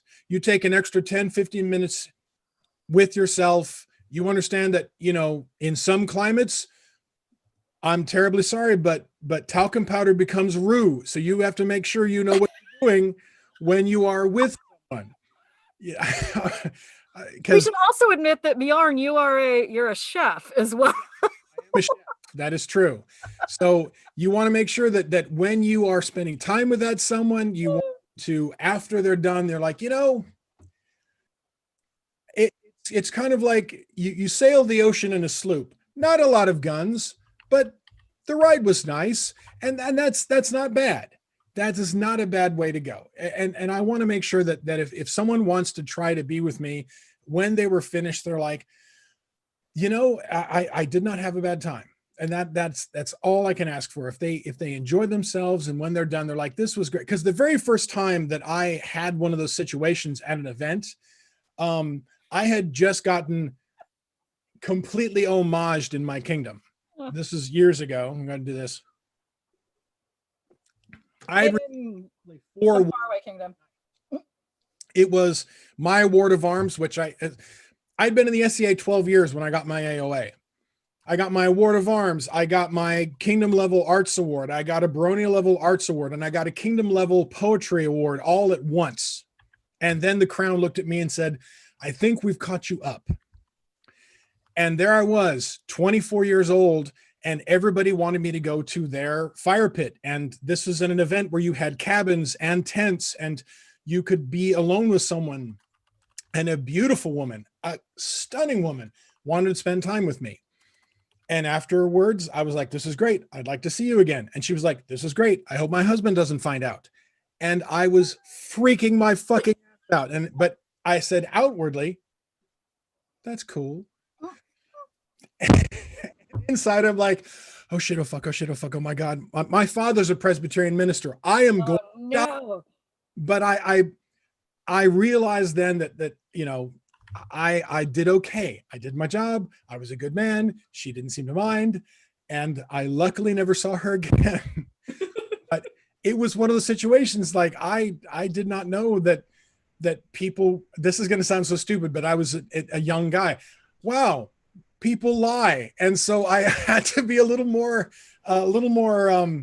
in depth with my vetting process from that point on. That is a learning lesson that everyone needs to, has to go through at some point. Oh no, I learned that one the hard way of like waking up the next morning. They were like, oh, my wife's supposed to be here. And I was like, I thought you said you were in an open relationship. And they were like, I'm like, okay, check. Never mind. Anybody that says we're in an open relationship, I'm going to call said wife. Yeah. Like, if you can't get a text message or a phone call about like, yes, I have a hall pass, fuck you. Yeah. But also, Bjorn, I would like to note that this entire thing, you did not actually answer the question of how often have women tried to pick you up saying, I wish to climb this mountain. You did not let me Tai Chi out of that shit, did you? Yeah. Let the exhibit show that they both work at a law firm and they could not get out of the question, Your Honor. Oh, no. We got to go right back to it. Yes. I have had more than one individual who has thought, I'm going to try and get to the top of that mountain, bombastic bastard, and see what happens. And honestly, most of the times it was because they thought maybe I was nice. I will say, and this is another one of those things that sometimes happens to heavier people, male, female, or other. It was like a dare from friends to let me lead this fat guy on, or let me try to see if I could maybe get his attention. And because I am a relatively decent reader of people now, although I haven't had to use the skill in many, many, many years, I can kind of see, oh, this is a game to you. Thanks, no. Enjoy yourself. But for the people that have really wanted to just climb this because they were like, that's a lot of guy, I'm going to see if, it's like you're a horse person. You're in a room. There's nothing but manure. You dig because there's got to be a pony in here somewhere. I get a sneaking suspicion. That's what they're hoping for. So one, don't fucking neg yourself on our show. That's right. Like 4 fucking reels. Like you just negged yourself like 5 fucking times. And like you let that pass. Like 2, actually, sorry, we're gonna go with 2. So 1, don't fucking neg yourself on our show. 2, I will tell you that fat men and lesbians eat pussy the same. Which is enthusiastically and goddamn skill. Okay? And so 3, don't ever fucking put yourself down like that in front of me again, or I will kick your ass and find all the girls that are willing to climb that mountain, and I'm gonna pile them upon you, motherfucker. I'm just saying, as a short person, somebody of your size is literally like, I'll take that challenge. It's like a moth to a flame. I don't know what it is about. Okay, when you're my height, everybody's tall.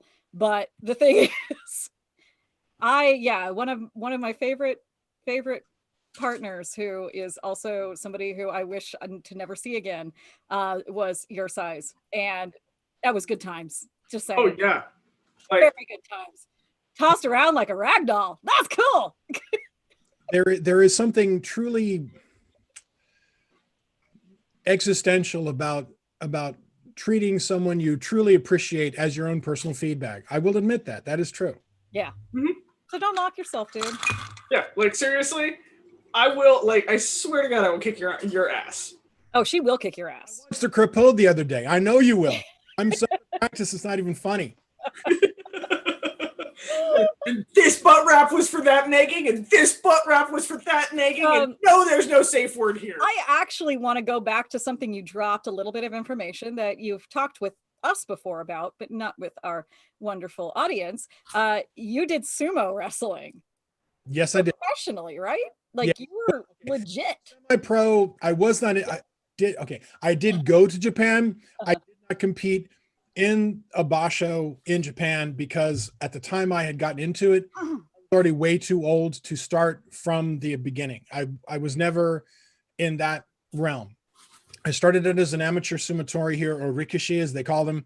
And at one time I was a pretty well decorated sumotori in the United States.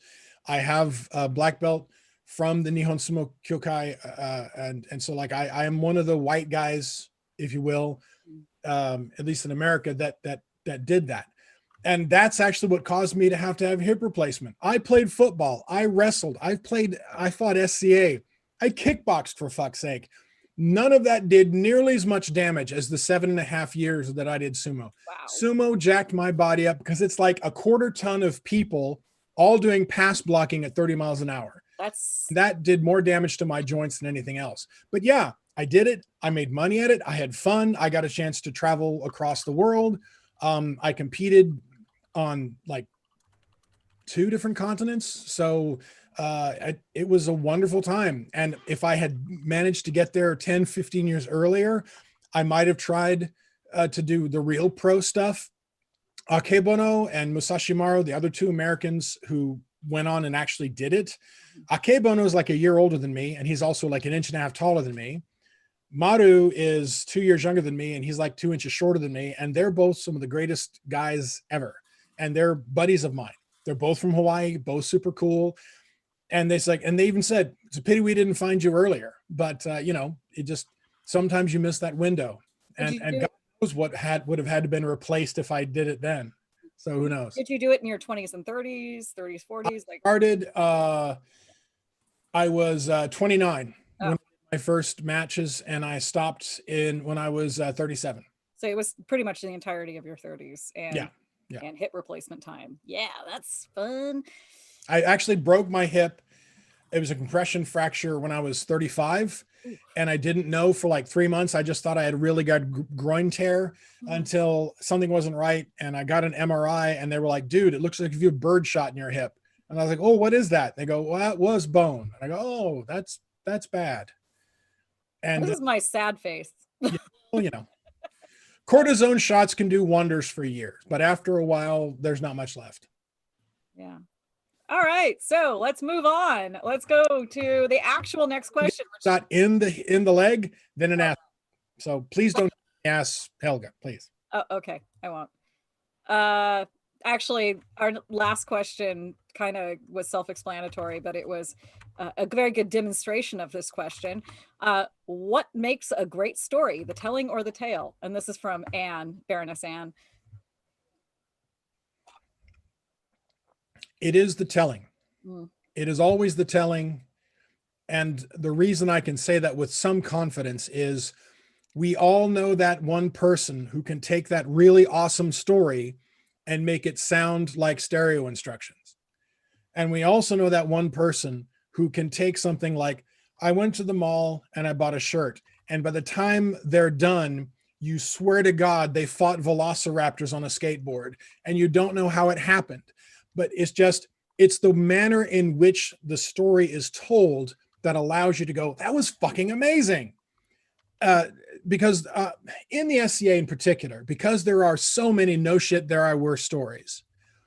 And a lot of us were there at wars when there's hundreds of people on the field and many of us saw the same thing.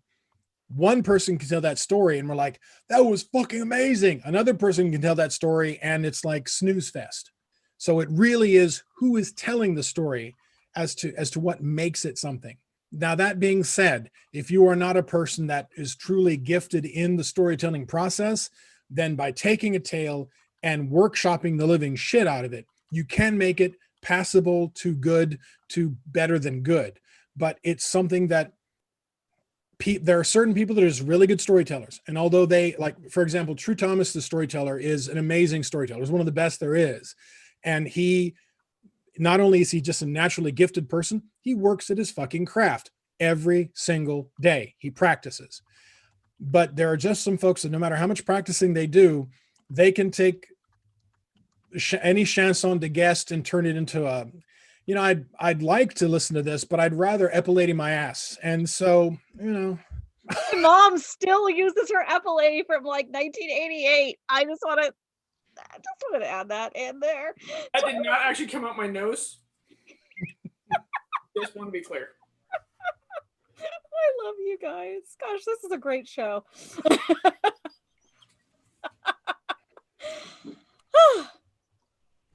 Helga. So I'm going to say the telling of the tale.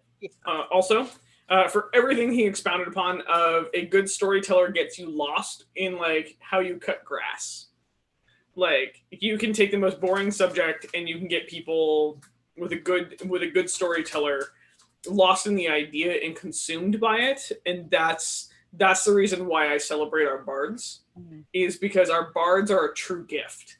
They create the stories that you then can get lost in about the SCA, about the mundane world, about some fictitious thing, or they take our people that are above average and turn them into legends.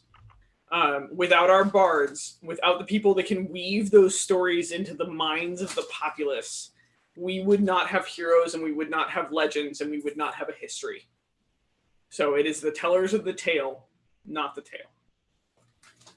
I 100% agree. The best storytellers are the ones, or the best stories are told by the people who know how to fucking tell stories, which I am not one of these people. I am a person who rambles like ridiculously. I happen to live with one of the best storytellers known to mankind, and Thorfinn. And oh my God, like in the West Kingdom, it's one of these things. In the West, drink. I'm actually mostly. That's actually an old rule, by the way. We're literally drinking to an old rule. But we honor our traditions in the West. Of course, it's still there. Damn it. Katrina's doing snapping. I'm like, I love you so hard. You guys need to come into the chat on Discord and meet Katrina, because she is one of my peeps. Like, she's a boss bitch. Oh yeah, for sure.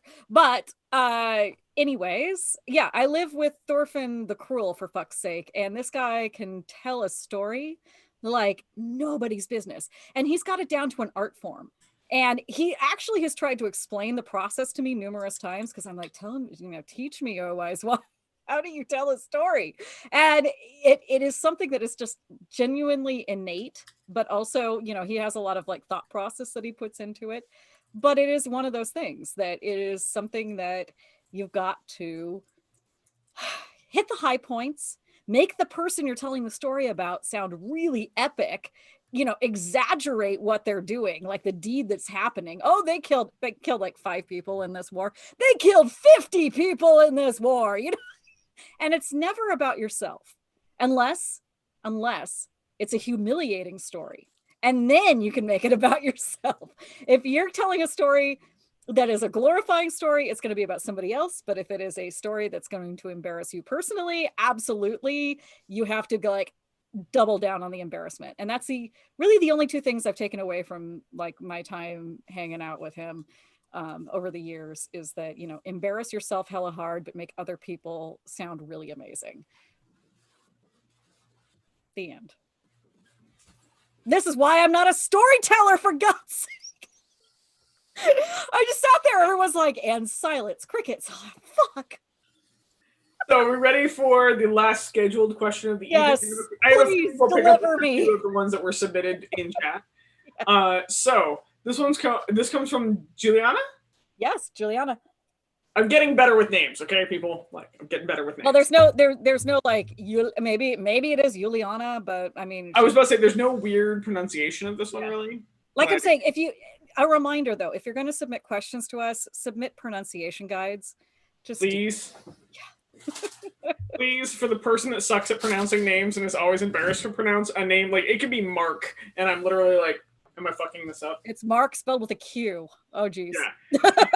So, the next question. Juliana. Are insert kingdom pickup lines as bad as they are in the West? Like, what's your favorite cheesiest one that you've had used on you? Or that you have used? SCA or not? I'm really glad I'm drunk for this question because normally I couldn't tell this story. Anyways. Actually, no, they're not as bad as they are in the West. In some kingdoms. And in some kingdoms they are. And I'll explain.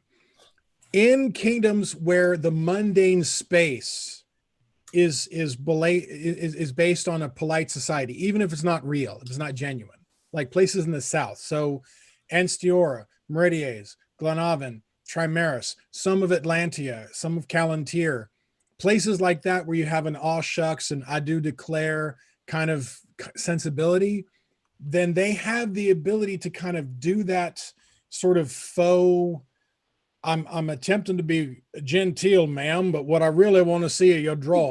That kind of thing that it ends up, they try really hard and it's amusing rather than just lame as hell.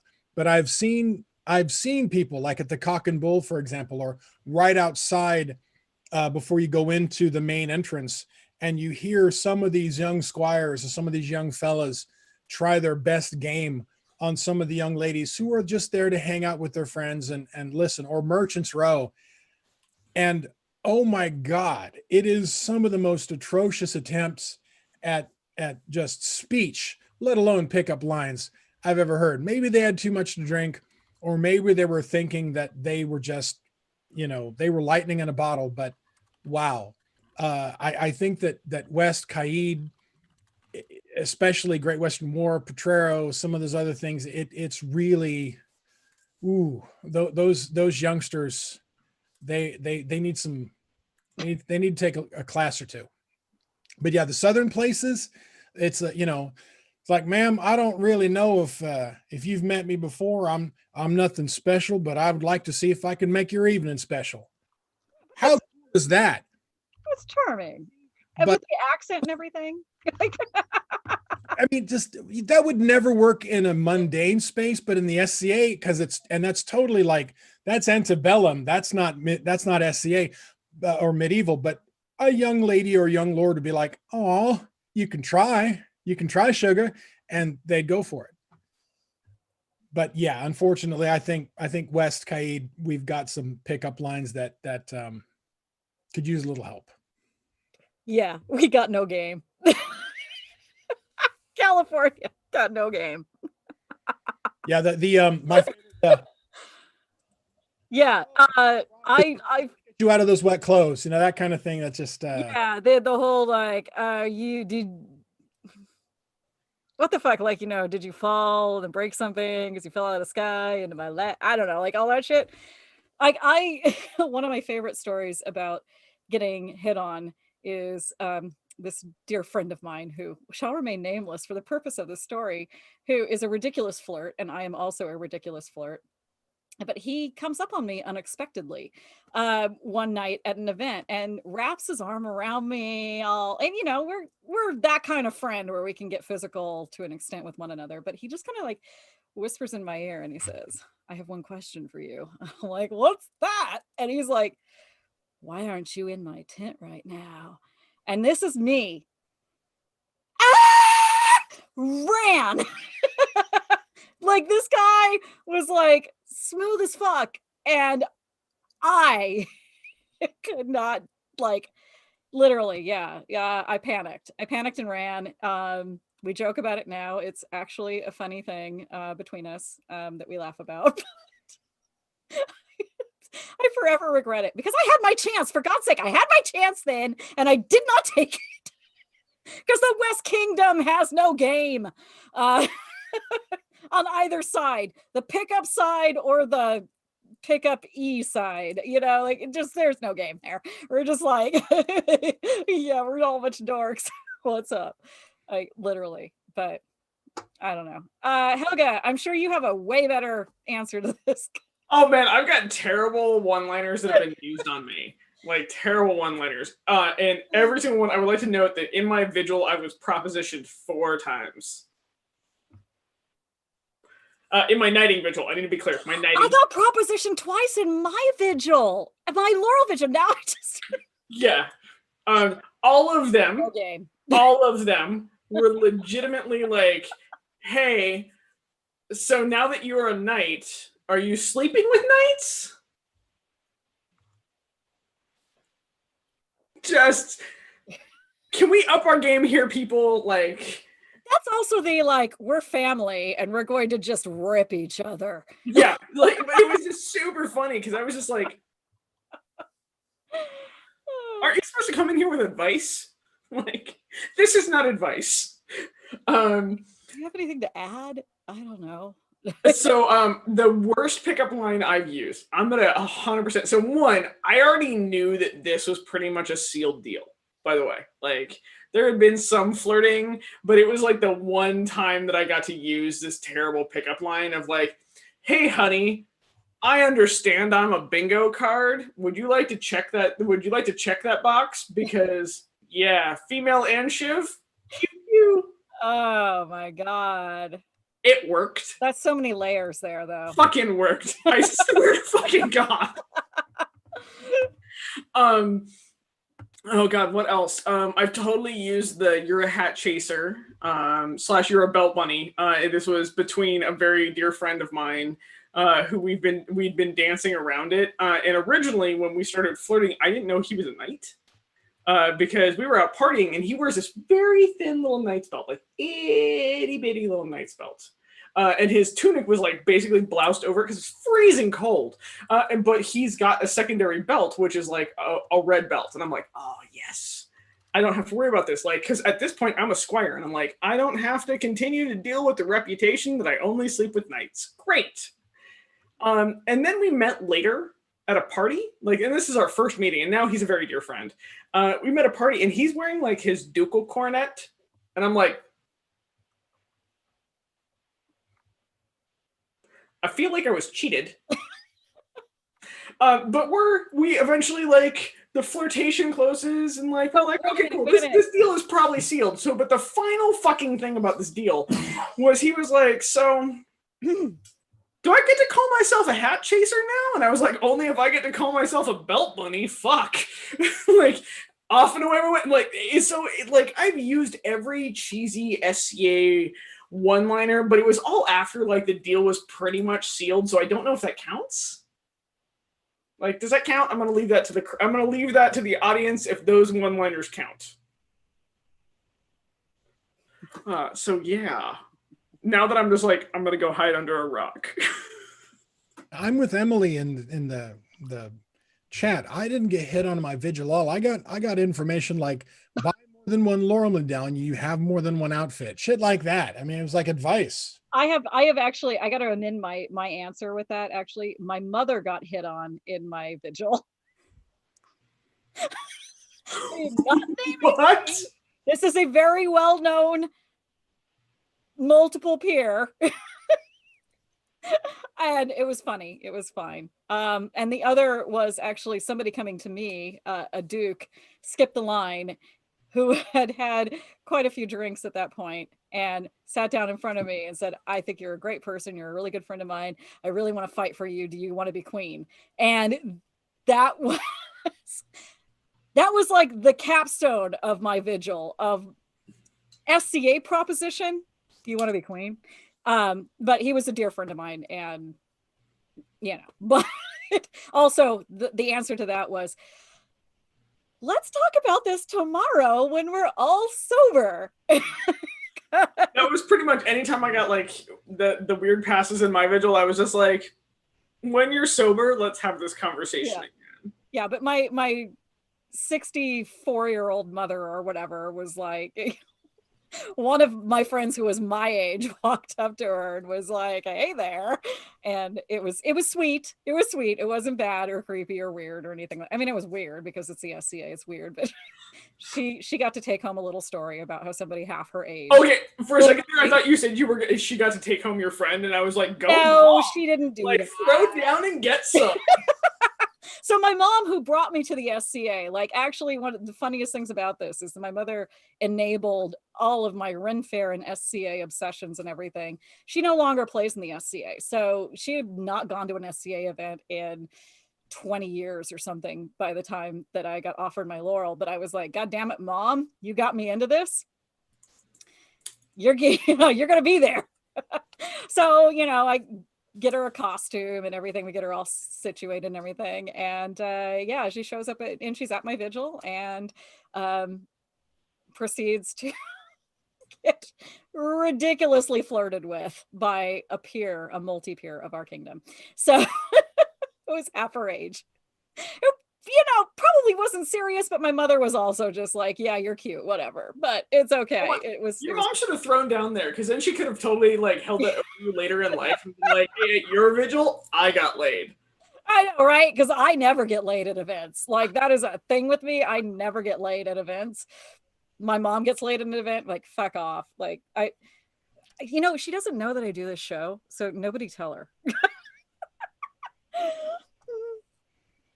But yeah, just imagine me, 60 some odd years old, and that's what my mom looks like.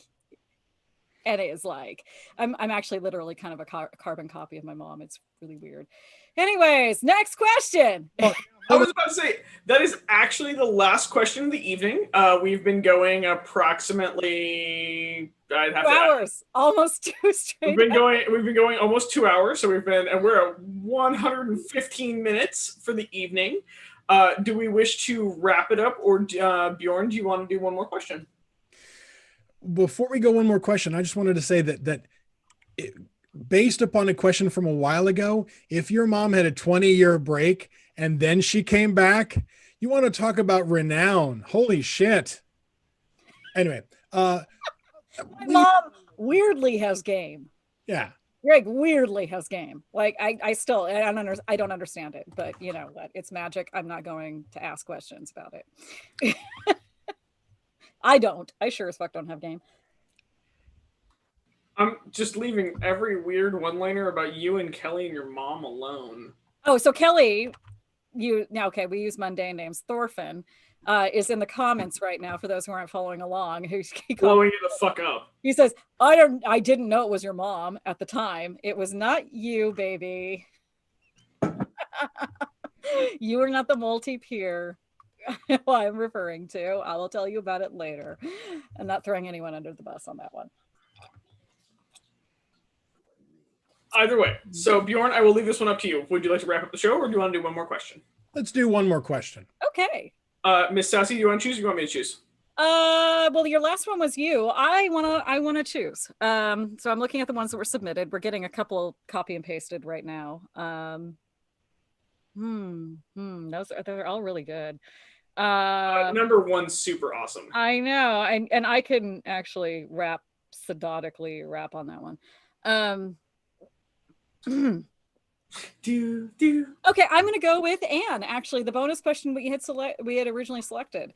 What is your favorite piece of historical pornography? If you could pick only one culture's, which would it be and why? The writings of Catullus. Primarily because they were so graphic that they were censored until after the Victorian era. Mm-hmm. To see the Latin term for "I will face fuck you," I didn't even realize that was a thing. And I would like to take a moment to say that we have an event here in Caid. Our main kingdom level arts competition is called Pentathlon. It's every other year. And one of the people that submitted a rebuttal to one of Catullus's poetry rants. Except for rather than doing it in Latin, they did it in English. So I had to sit there with another Laurel who is probably one of the most adroit and adept and amazing performers I know in Caid and elsewhere. But we also had with us a royal peer who was very stodgy, very religious, very buttoned up, if you will. And they hadn't seen this ahead of time. So they had to read the English rebuttal to Catulus's "I will fuck you up and face fuck you" poem, which basically read like a gangster rap assault scenario, and except for in a Latin ease.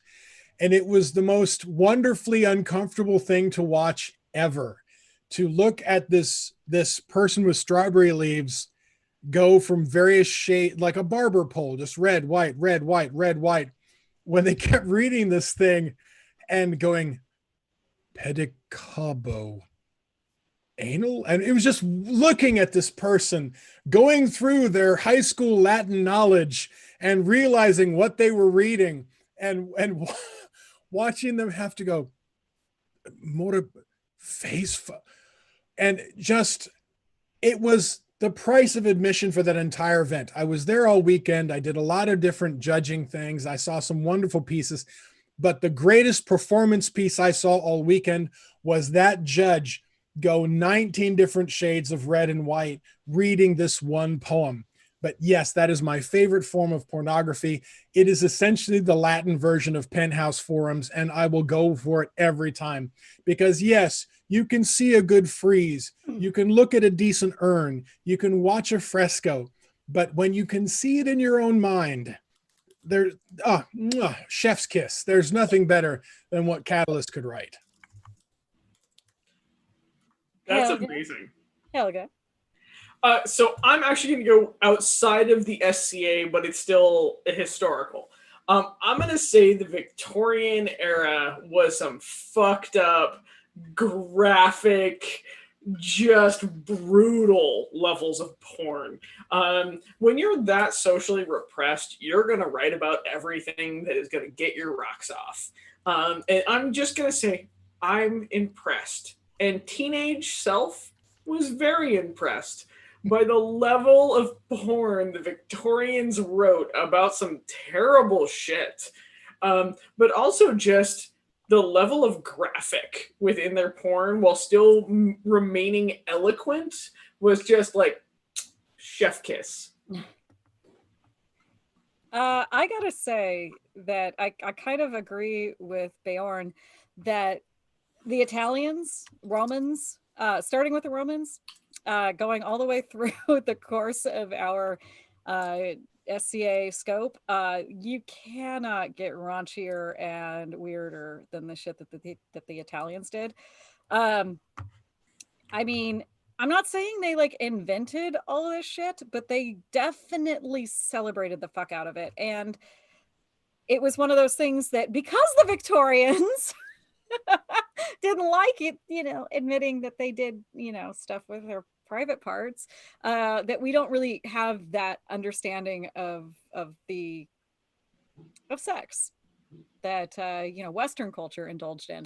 And so my favorite is within our period. It's Pietro Argentino's I Modi, which are a series of woodcuts. They're called the 16 Pleasures, also known as the 16 Pleasures.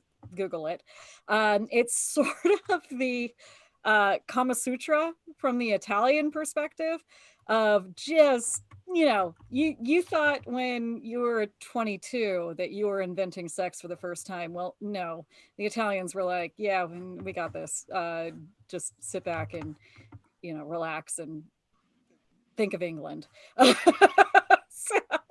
So yeah, one of my areas of study academically was pornography, and I studied it from early modern, so 16th century, end of the 15th century, all the way through to the end of the 18th century. But the guy who owned all of that was Argentino, and yeah, just get an education, look up Argentino. Well, there we go. So with that, we're going to wrap up the show. I'm going to actually find the fucking correct page so I can read the wrap-up text. Don't ask me. I closed it twice on myself during the show this time. I'm used to having such a bigger screen. My husband just called me a size queen, by the way. You know, if the shoe fits, if the dick fits.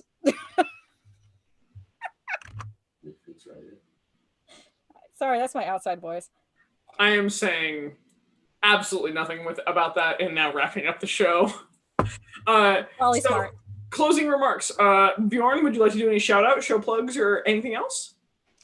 Actually, our show is taking this next week off. We're going to be coming back, but by all means, please, folks, come like, share, and subscribe both on YouTube and on Facebook Live for Live from Kaid.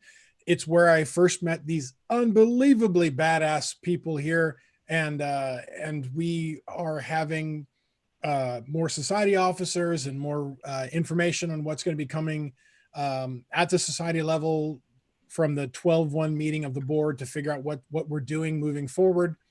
And so that's great. Also, I cannot stress enough, get on to Facebook, get on to the different groups on Facebook and look at all the really fantastic art that people are doing online right now.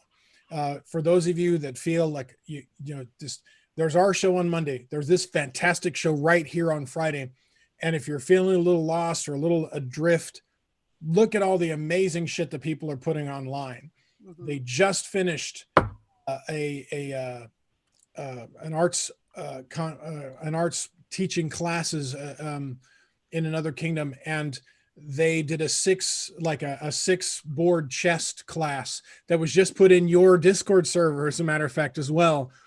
And it was almost an hour of absolute bliss. If you've ever wanted to know this mortar, this tension, this joining, this is how the Vikings made these sea chests. This is where they put their shit, and then where you put your ass on it afterwards. An amazing class. Look those things up. You will not feel quite as alone, because these classes will help allow you to reconnect with the things that you enjoyed in the SCA in the first place, learning new shit and geeking out with folks. That's my favorite thing. Miss Sassy? So I actually want to plug the Known World Entertainment Guide on Facebook. Did I take your thing? You totally did. Fuck off.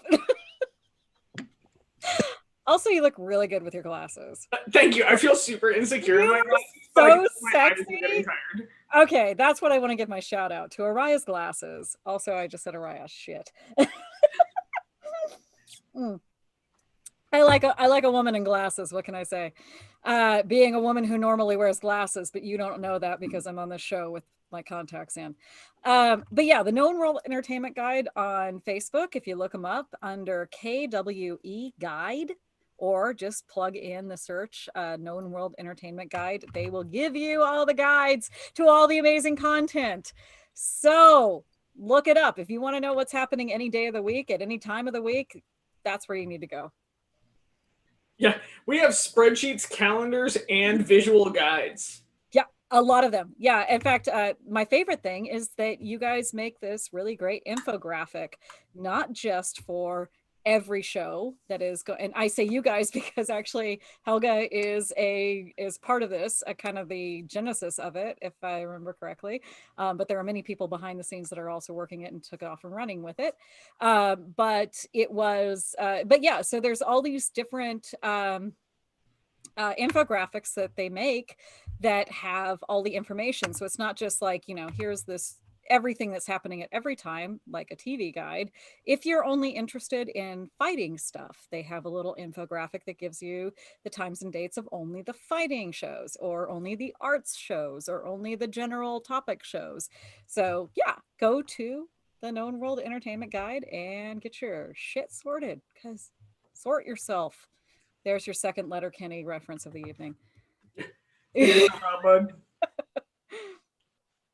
So since Sassy stole my thunder there, because we never talk about like what we're going to talk about before the show, I'm going to give a little bit more information about the Known World Entertainment Guide, and then I'll do my plugs. The Known World Entertainment Guide was the brainchild of a couple very dedicated SCAers, and me who is fed up with just mass information out in the ether without an organization.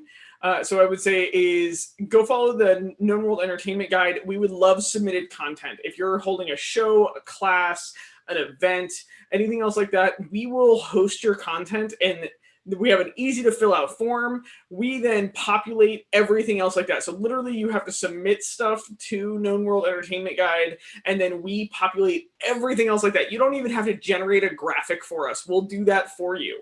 And so it was a little way they, and I'm just going to speak to Claire and Elsie and Bridget, who is the society media officer, have been the backbone of this project. Sylvie out of the West has made a Google Calendar that for multiple kingdoms. And so these 4 people have just made this project go. And continue to make this project go. And I just want to say thank you so much for everything you do there. And then, so to my shout outs is one, we always must shout out our sister show, Ask the Knights. Like, go check them out, go follow, like, share their content, send them in terrible. So, like, nobody sent in terrible sexual questions to ask the Knights. I made this suggestion a couple episodes ago. I'm going to say bury them in terrible questions because he'll actually ask them. But beyond that, what I'm going to do is I'm going to take a total segue here for a moment. I'm going to put down my little soapbox, and I'm going to say that the holidays are harder this year because we are separated due to COVID. And I will speak from a very raw place for a moment.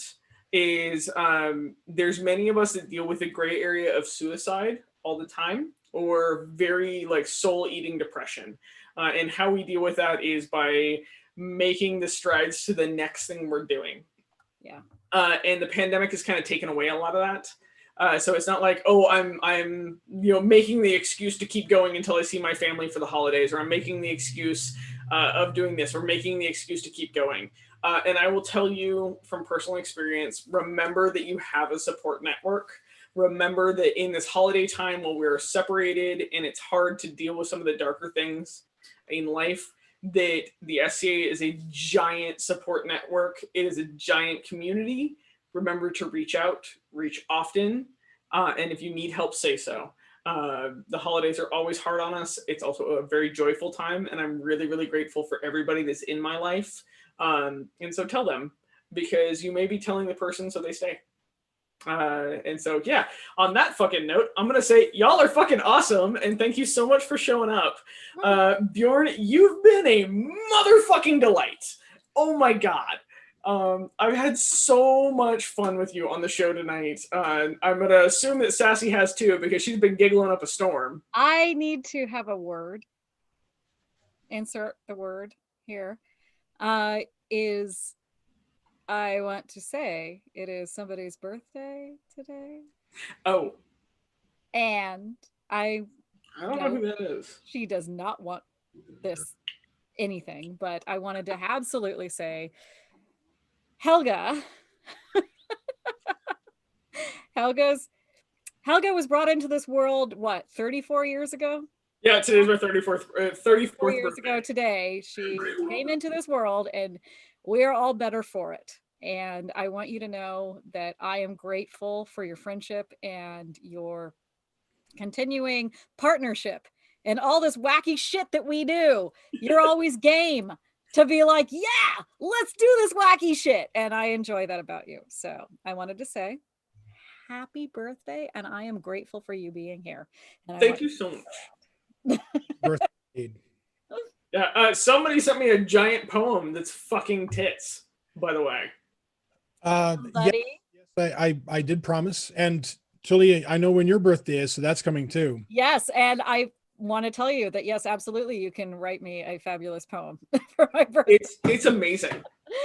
Well, and what this show does, and what a lot of you do, is like, if you can imagine a Gothic cathedral or a Gothic castle, and there are certain people who we're like, I don't want to say this in a bad way, but they're like gargoyles that guard but also welcome. It's like there are these giant monolithic stone things that are like, we're going to protect our fucking building, but at the same time we're like, this also makes the overall building inviting and beautiful and creepy and fun.